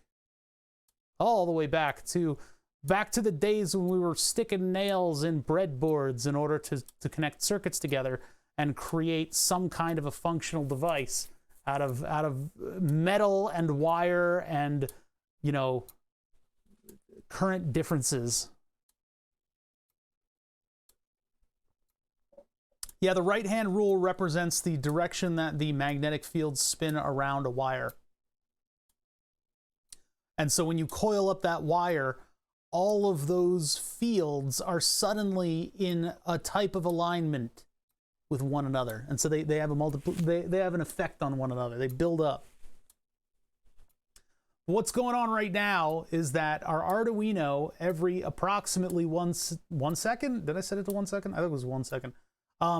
Every approximately 1 second, our Arduino is sending a positive 5-volt signal through the resistor right here, through the resistor, which is acting as a means by which to limit the amount of current that goes through our device, biasing 3 layers of silicon in order to allow positive current to flow down through this transistor to ground. That energizes the coil with 6 volts, which attracts the bottom piece of an L-shaped piece of metal, throwing the top piece out this way, like a lever, and flipping the contacts from their normally sprung closed side to the normally open side. Once that second has expired, the Arduino turns that to 0 volts, and the transistor cuts off current flow through the coil. All the remaining magnetic energy trapped within that coil begins to dissipate, which makes it change very, very rapidly and creates a high voltage spike in the reverse direction, what would destroy our transistor. However, we have a diode here, and this flyback diode triggers and dissipates that current, allowing us to have a nice, clean, repetitious operation out of our switching. Ah, my hand! Oh, no, I didn't get stuck. Okay. Ow! Ow. Ow. Yeah. It requires a big coil, though, for something like this. We've got a really nice, nice isolation between the 2 pieces of the circuit, at least insofar as we've got a big piece of plastic here that what is being operated in order to flip these 2. That's a nice amount of isolation. You could put some pretty high volts on this thing without having it fly back into the rest of your electronic circuit.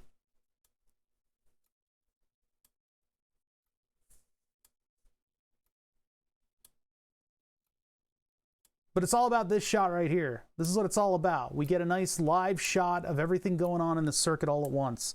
And you can see the mechanics of the relay on display. Oh no, this is not the failure mode of a relay.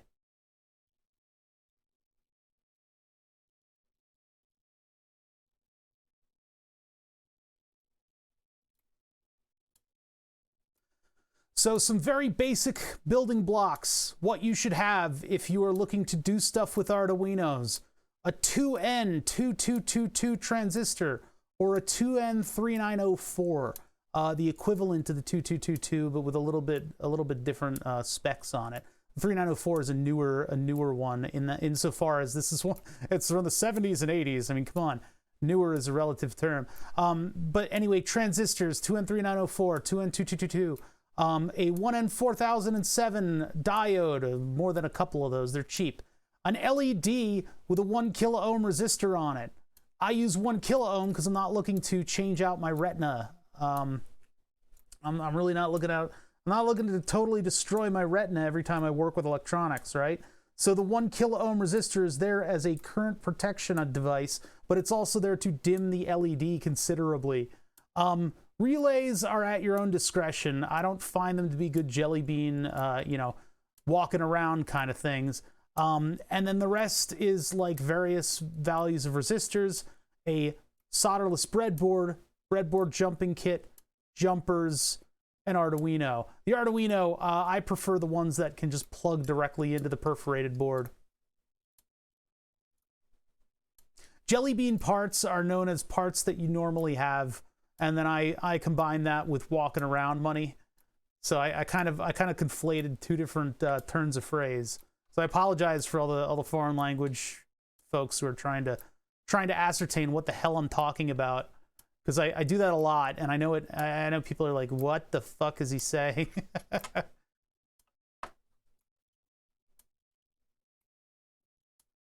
My transistor's not melting, right? No, it's just got like a little lump in it. A little lump. Yeah, but look at that, man. Griefling, thank you for following. That's all it is. There's just a little L-shaped thing down here where the bottom gets sucked up onto the end of this magnet, and it flips that switch. So your basic relay all the way up to your advanced one are going to operate in a very similar manner as this. There might be, like in the latching relay, it might like click over something in order to make it, you know, stay at a position, but and then of course this makes a very satisfying clunk. Very satisfying little clunk. What does the magnetic field line look like in this thing? I have no idea. Let's take a look. I don't know how much this paper is going to actually show, seeing as it's starting to show its age.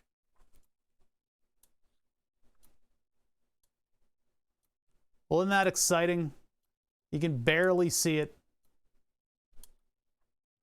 I mean, this is basically it's the same stuff that's in like phone lines and stuff like that, yeah.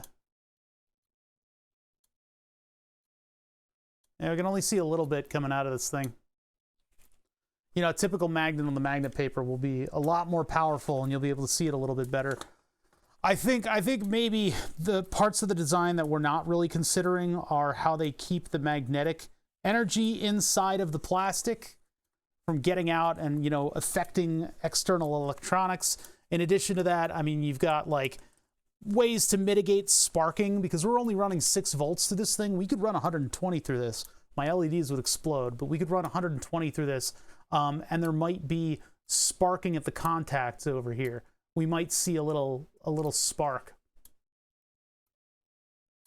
which I'm not going to do that today because I don't think you guys earned it. But we could hook this up to a light bulb circuit that I have, and possibly see sparking.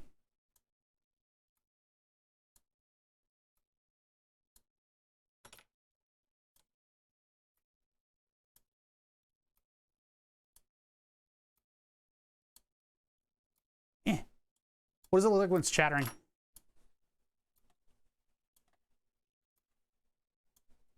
Let's chatter it.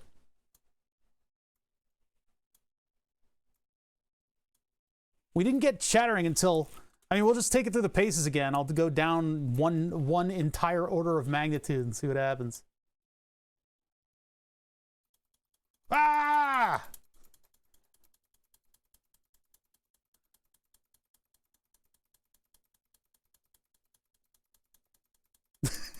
Dancing.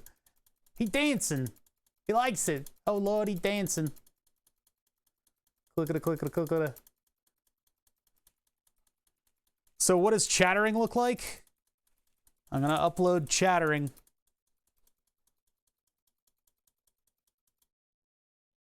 We could probably look through the stats. We could look through the actual, we could look through the data sheet to see what the maximum rate is. Oh my God. It really does not sound healthy. It sounds like somebody's trying to buzz me in to their front door. 1 millisecond. Keep in mind the LEDs can handle this if they have solid state switching on them.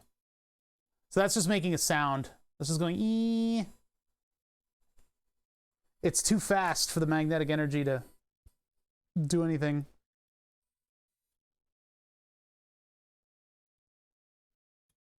That's just keeping it flipped. It's so fast. There's not enough time for the spring to react, and when there is, it sits in the middle and buzzes. The microcontroller is perfectly happy.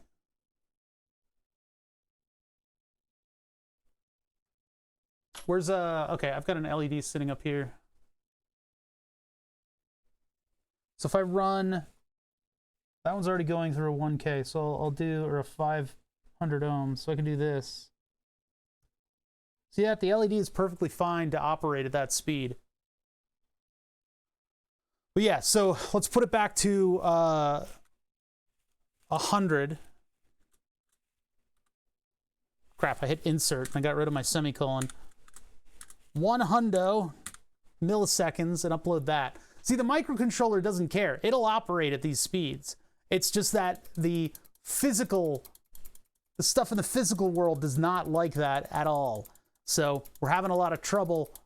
This is probably close to its maximum speed. Let's look up on the datasheet. What does it say is the maximum speed? This thing is going to drive me absolutely nuts. So I'm going to turn it back to 1 second. We can get more complicated with the programming, and I could just have it like take a value input in order to change the timing, but I'm not going to do that. Okay, so that would be this relay. They're probably going to advertise what their maximum switching time is, right? Power relay. Yeah, that makes sense. This looks like a power relay.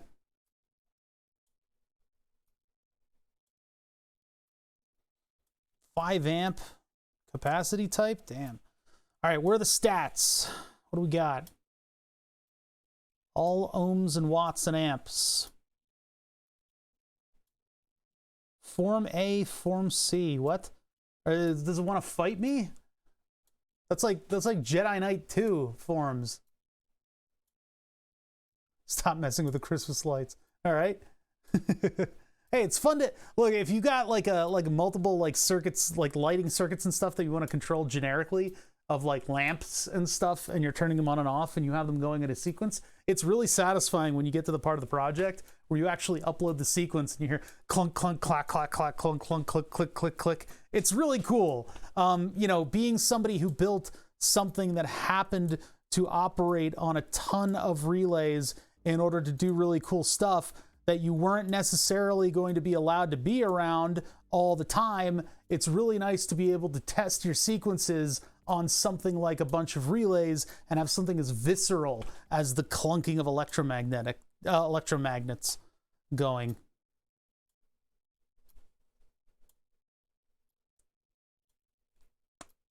Split a nail. Split a nail. Let's see. Mil ohms, 1000 VMS, Form A. Fight me, Form A. What's the difference between operate and release time? When you energize it, it'll snap together. When you release it, a spring is doing the work. It's two different mechanisms, so it's going to have two different timings. Did you see that on the datasheet and I just missed it? Time characteristics. Operate max 15, release is max 5. And again, at 20 degrees C without bounce, without diode. So there's stipulations on the numbers that they're giving you. So let's do 15 and 5. Let's run this at its max. Relay pin min, relay pin max, and I will alter the capitalization. Oh wait, no, that's the wrong one. That's the pin. Delayer max, delayer min. This one becomes delayer max, and this one becomes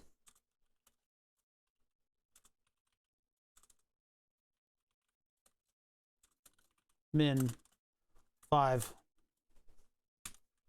And this one is 15. So this should be maximum. We shouldn't see chattering in here.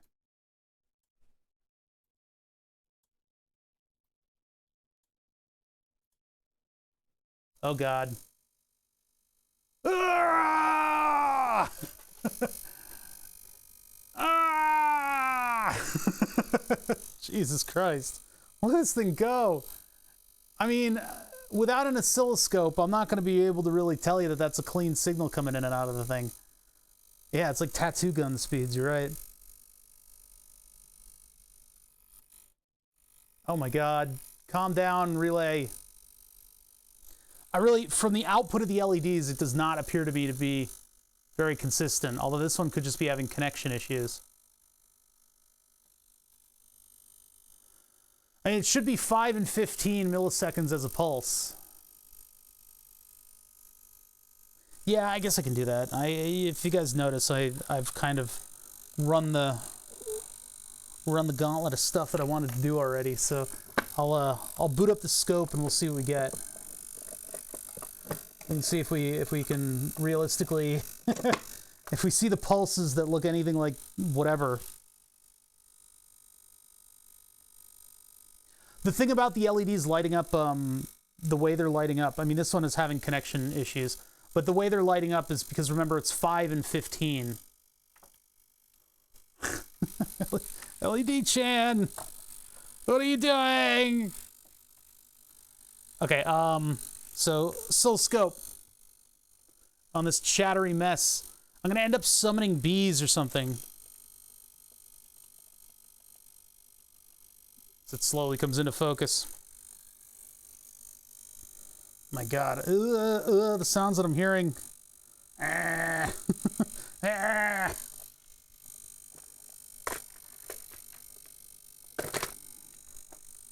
All right, so I'm gonna hook up ground for reference. Oops, that was positive. Ground for reference, and then I'm going to hook up to the more reliable of the LEDs. Let's go over here. And if I want to, I can put in another channel and we can, yeah, I might as well compare the input to the output. So I'll do another channel. I'll do another channel.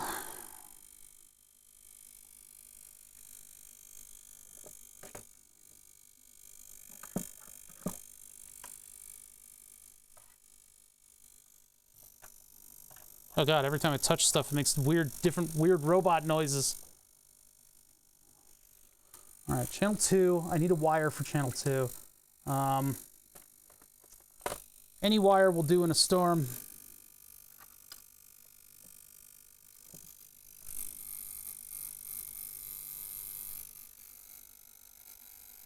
Actually, you know what? I can just clip onto the LED for this.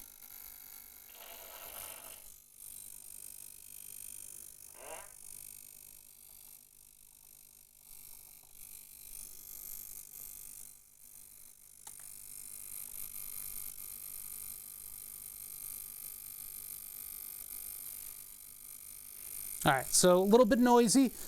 That's because of the chattering power that's going through this whole thing. Let's try to clean that up a little bit. Turn off the channel I don't need. Let's lower these things so that they're actually visible.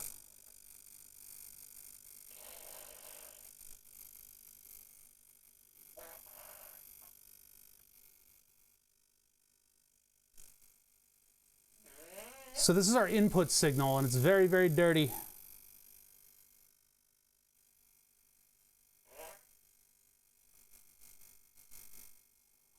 And then there's the output, hold and release. So what I'm seeing here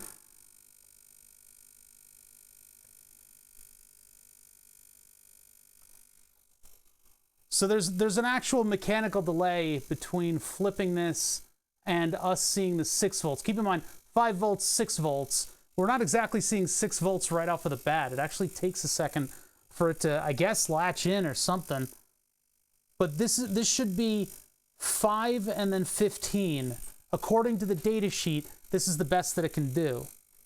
This is the maximum speed that it can operate at. So if I pull in some cursors here, we measure some of this stuff. That should be 5. 4.1. And then there's also one thing you guys should consider. With the relay, there is chatter. And so, debounce rather. Here's the debounce. This is what the transition from low to high looks like. That's what the transition from low to high looks like. And listen, if you're doing this, you should be so lucky to have such a clean signal, right? That's like unforgivably flicking the light switch. So you should be so lucky if your signal looks so clean after doing that. But this is just what the datasheet told us. Let's see what the uptime... I mean, we know the microcontroller is controlling this perfectly fine. This should be about 20 out here. Yeah, 20. So yeah, because, I mean, we are giving it... It's not like it's... Yeah, I know, you can see me in the heat reflection.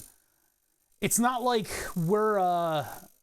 It's not like we're timing this based on, like, how the relay switches, right? This isn't chattering itself. We are controlling how this thing is chattering. So that's why it's got such a clean signal to it. I don't know what this shelf is here. I don't know what's going on with that. I don't think that has anything to do with the way it's latching. Although, okay, that's what the shelf is. So when it cuts, there's some weird interaction over here.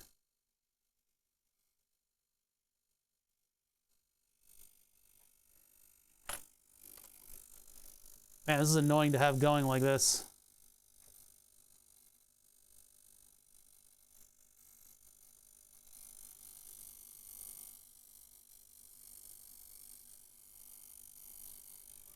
There you go.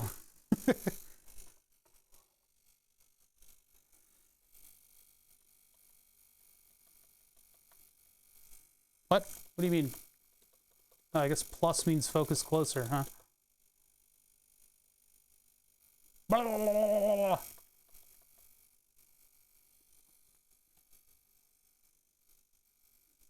I don't have any good RF tools. Good RF tools are very expensive. I would not be able to measure this thing in terms of the noise output that would be created by it. If I upped that voltage up significantly to the point where it's making sparks, it probably would be making quite a bit of interfering radiation. But I can't do that. I'm gonna slow this down. I'm gonna slow it down because it's really annoying. I'm gonna make it 50, 150. We're gonna go a decade. We're gonna go an entire order of magnitude. Whew. If you've got ideas for a basic stream and you've got some piece of like electronics technology that you'd like looked at, feel free to suggest them in the Discord. I can't guarantee anything because a lot of this stuff is very off the cuff, you know? It's very off the... Why does it look like that? Why are these all fucked up? What's going on with that? We got a good ground connection. Maybe it's just my connection to the LED. No, it's like all messed up.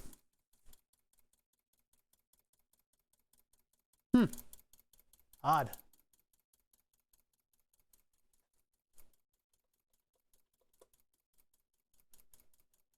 Yeah, simple little relay through a little tiny transistor circuit, all thanks to the Arduino. I should have this like this. You gotta view through too many things. Here, can I prop this up?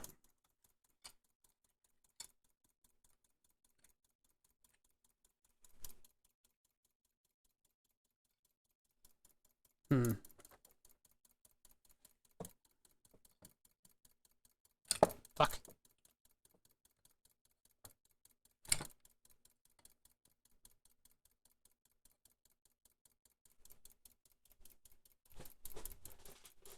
That's everything in one shot. I like that.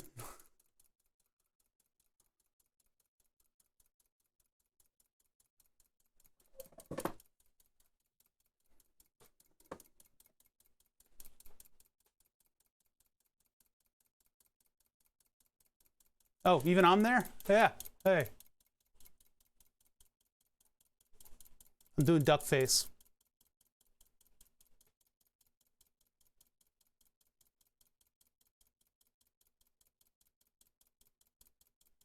There you go. That's the shot for this. Go post that on Reddit. Go post that shit on Reddit. Hey guys, I just learned how to use an Arduino. What should I name him? Yeah, relay basics. I hope that helps you guys out a little bit. I try to go over some of this stuff, like the basics of how to, like, you know, do the very simple stuff, because we get people coming in with questions like this. How do I turn on and off a light? And we say a relay, and they say how. And we say look it up, and they go, what Arduino kit do I have to buy to do what O'Bother's doing? And we're like, we can't answer that. So I want to do basic stuff like this every now and then, just to kind of keep you guys up to speed. I mean, we could do a basic soldering. I don't know. Any good beer on the docket this weekend? No. You know, I'm cutting back this weekend. I need to get back into my sleep schedule. It was helpful. Did you learn anything good? I hope so. Plastic is usually not very infrared transparent. I mean, look, thin plastic is, but like, that's actually doing a pretty good job of transmitting heat, isn't it? I think it's reflecting what's below it. So I take it over to the relay. Yeah, you can see the reflection of the relay. So like, plastic isn't really going to do a very good job. Yeah, everything screws with my sleep. Actually, I've got the ciders are ready to be bottled. If I'm not streaming tomorrow, which I kind of want to do a stream, but I don't know if I want to jump into long drive. I kind of do want to jump into long drive. Kind of do. But if I'm not streaming tomorrow, I'll be bottling cider. I've got 10 gallons of the stuff, and I kind of want to keep it going. So maybe cider's on the docket this weekend.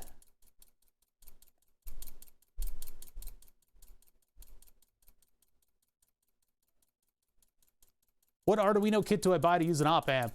No. You just buy an op amp. you don't need to, you know, hey. Yeah, champagne yeast with it's actually an apple cider that's seasonal around here, because I'm in the eastern part of Pennsylvania. We got a lot of orchardy kind of stuff kicking around here. Actually, you can see a little bit of that L bracket moving around. That's right here. See that little thing going up and down right there? Yeah, we get really good seasonal stuff, and so it's $5 a gallon. And so my local Acme supermarket will get they'll get gallon jugs of apple cider. And so I pitch that into a carboy, and I put champagne yeast in it, and then a couple weeks later, bam. What up, Ludricio? How you doing, my friend? Check out this shit that I got going on here. We've got an Arduino that's hooked up to, well, if you'd fucking get out of the way, your rating thing is in the way. Move out of the way. 68 people. How you guys doing, man? What are you guys playing? I've been on a satisfactory kick, and I think tomorrow I might do long drive. It depends on whether or not I want to bottle that cider that I made. Tarkov. Of course it's Tarkov. Didn't you guys escape from Tarkov already? Like, isn't that done? Aren't you done escaping from Tarkov by now? I thought that was. I mean, I played the game and I escaped, and that's it, right? That's all there is. What we did is we did a basics day, and I'm kind of out of content now. But what I've got is I got my Arduino Uno that's hooked up to ground with a 5-volt output. I've got a simple piece of code that's sending a pulse for 150 milliseconds, waits 50 milliseconds, and then it goes back to sending a pulse for 150 milliseconds. Very simple, right? And so that output is coming into my LED over here, and this transistor that we hooked up very, very rudimentarily as a click, as a switch for the coil. Hold on, I'll read chat in just a second. I'll get back to you guys. I just want to let the new people know what's going on before I get completely distracted and we start playing and I do like weird shit like getting in the okay. Anyway, so this thing is switching for that amount of time, and it is completing a ground circuit to this coil.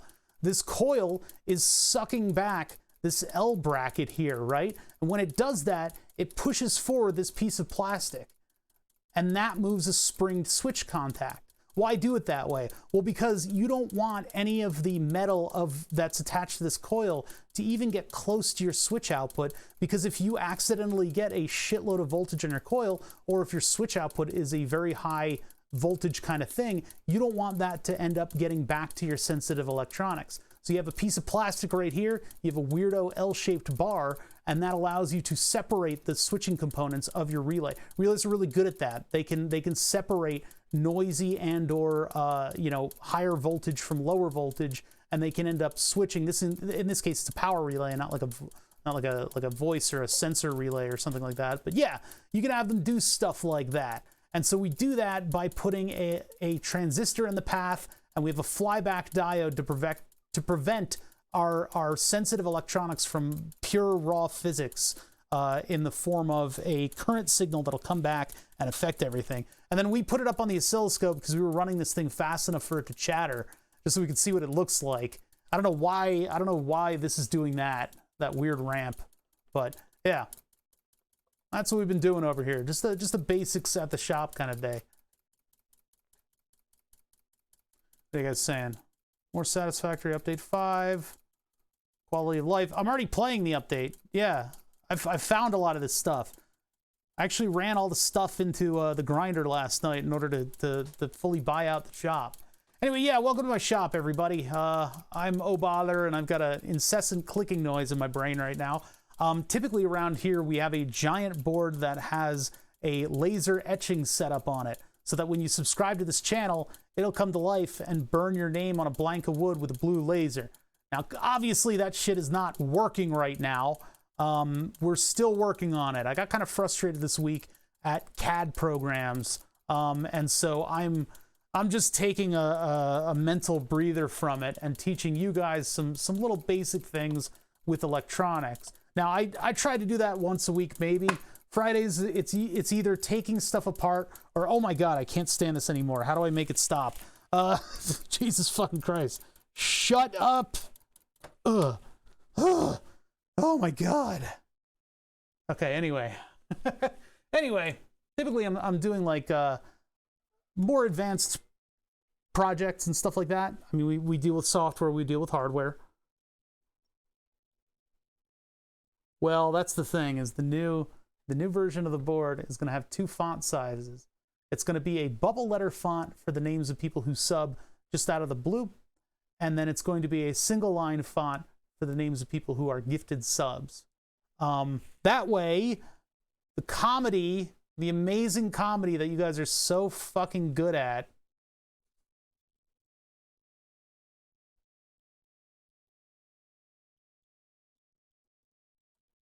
can be relegated to a less visible medium.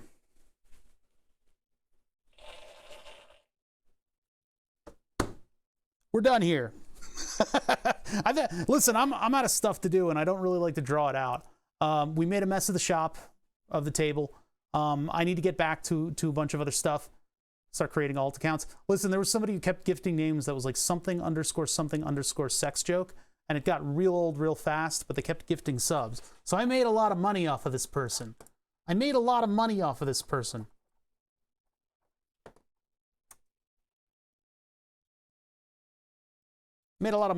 Also, thanks for complimenting my new shirt, nobody. Anyway, I made a lot of money off of this person, but that rendered a lot of ridiculous names onto the board, and it set precedent. It set precedent, much in the same way that in the beginning of chat, a precedent was set, and that really pissed me off for this stream. So, did you crank the frequency until one of the pieces of metal melt? No, because we literally cranked the frequency on this thing until it chattered. And in doing so, all it did was stick to one side or the other. You start getting to the point where the amount of, the amount of energy that you're putting into it, RMS? I don't know what you call it. It's like the average, just like the pulse averages out to the point where you're just putting, it's just gonna work like a magnet. Because it doesn't repel. This isn't a magnetic, that's not a magnetic, like okay, so you got the coil, you got the little L piece that's doing this. It's only being reset by spring force. So that only gets reset by spring force. It doesn't actually have like magnetic poles on it. So you can't hit this with, I mean, it's positive or off, right? Positive or off, and then eventually you're going to get to a point where it's just averaging out as a little less than just a regular positive thing. What's up, man? that's my cuz coming in to leave a comment. Appreciate it, man. Hope your Saturday morning is going well. What time is it in Australia? It's like Thursday there. I think it's Thursday. I think it's next Thursday in Australia. But if he's sending us messages, that means we made it through the week. So yeah, it's basically pulse width modulated at that point, like when you get into the higher frequencies, and that's where solid state switching really comes into effect, rather than actually having a physical relay. But if you're doing something like making a stereo, it's nice to have all of the isolation and then all the capability of just two pieces of metal connected to one another, instead of having silicon that your wibbly waves have to go through, right? This thing doesn't give a shit what's going on the other side of the circuit. It doesn't care. It goes, hey, look, man, I can do 120 volts at 2 amps, but if you want to do 600 volts, or if you want to do 1 volt, or if you want to do AC, or if you want to do a 3-state sort of an AC kind of weirdo thing, or whatever, like, hey, that's cool. I don't care. I'm 2 pieces of metal, right? So, hey, thank you guys for the follows. That's one of the things about relays. They are an electromechanical device. They're more mechanical than you would think. That's why I like ripping them open, because you can look inside of it and you go, oh, look, there's little pieces of metal running around. I'm going to keep this thing disassembled and put it in with the rest of my stuff. So, alrighty, guys, I'm out of stuff for today. Can you jam the little arm? I did. I literally did that. You weren't paying attention. You weren't paying attention, chat. I literally stuck a pin tool in there. Nothing going bad there. I actually forget what side of Australia my cousin is on, so I don't know which time, because I'm always like, what time is it in Australia? And then all the things are like, well, it could be like 7 different time zones. And I'm like, oh yeah, I forgot about that. It's a fairly large country. It's on one end or the other, though. We know that. All right, guys, I'm out of content. Thank you for the raid, Ludricio. I wish it would have been earlier. At least you guys got to see the payoff, though. It's always nice when a stream has a decent amount of payoff. You guys didn't get to see my beautiful code, though. You guys didn't get to see my beautiful code. Yeah, listen, collective punishment is against the Geneva Convention, but it's actually a time-honored tradition on Twitch, so you guys get to deal with that. Yeah, that's my beautiful code. Alrighty. Well, anyway, that's all I got for you guys. What else is happening around Twitch? If Lude is rating me, it means literally nothing is going on. It means I'm the last streamer and they're all dead.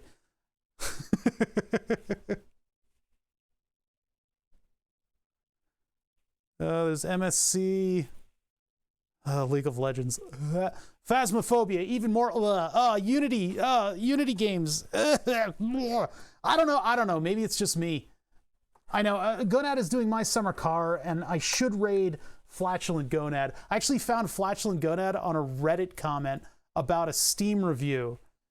That was hilarious. But here's his channel, Flatulent Gonad. He's playing My Summer Car. You guys should check it out if you guys want to watch some MSC. He's a crazy person. He's a pretty cool guy. That's all I got. Nothing else is really going on around here. We learned about relays today. I hope you guys take that knowledge and bring it into your situation or whatever. I'm done. If I do stream tomorrow, if I've got this here, so I'm like, okay, now I can move over. If I do stream tomorrow, it might be long drive. I might do that. Or I don't want to just become a Satisfactory streamer, you know? I'm busy in Satisfactory. Maybe I'll do other stuff in there. But I might do long drive. And what else? I guess that's it. Next week, we're going to work on Burn the Subs more than we did this week, and we're going to make progress on it. I promise you that. We will finish maybe I'll finish on my own. Maybe Monday, Tuesday, or like Monday, I'll work on the little circuit board thing. Oh, Cosmo Quest is on. You guys should check out Cosmo Quest. I was on Cosmo Quest show last weekend. It was fun. You guys should go check them out. Cosmo Quest X. I guess there's solar flare stuff going on. I don't know if they're going to be talking about that, but anyway, if I'm here tomorrow, long drive, unless I've given up and I just do whatever. And then next week, burn the subs. We got to get it done. I need my showpiece on this channel. Maybe that's why I'm so prickly lately, is that I'm not making the progress that I wanted to make. So we'll work on that. Keep in touch. I will be on Discord. And I'll see you guys possibly tomorrow, possibly next week. Have a good one. Oh, is it 3 days, 20 hours, 22 minutes? Ah, it's fine. No. I'm saying I don't know if I'm going to be doing it or not. And if I'm not, I'm brewing cider. So it's okay. All right, I'll see you guys later.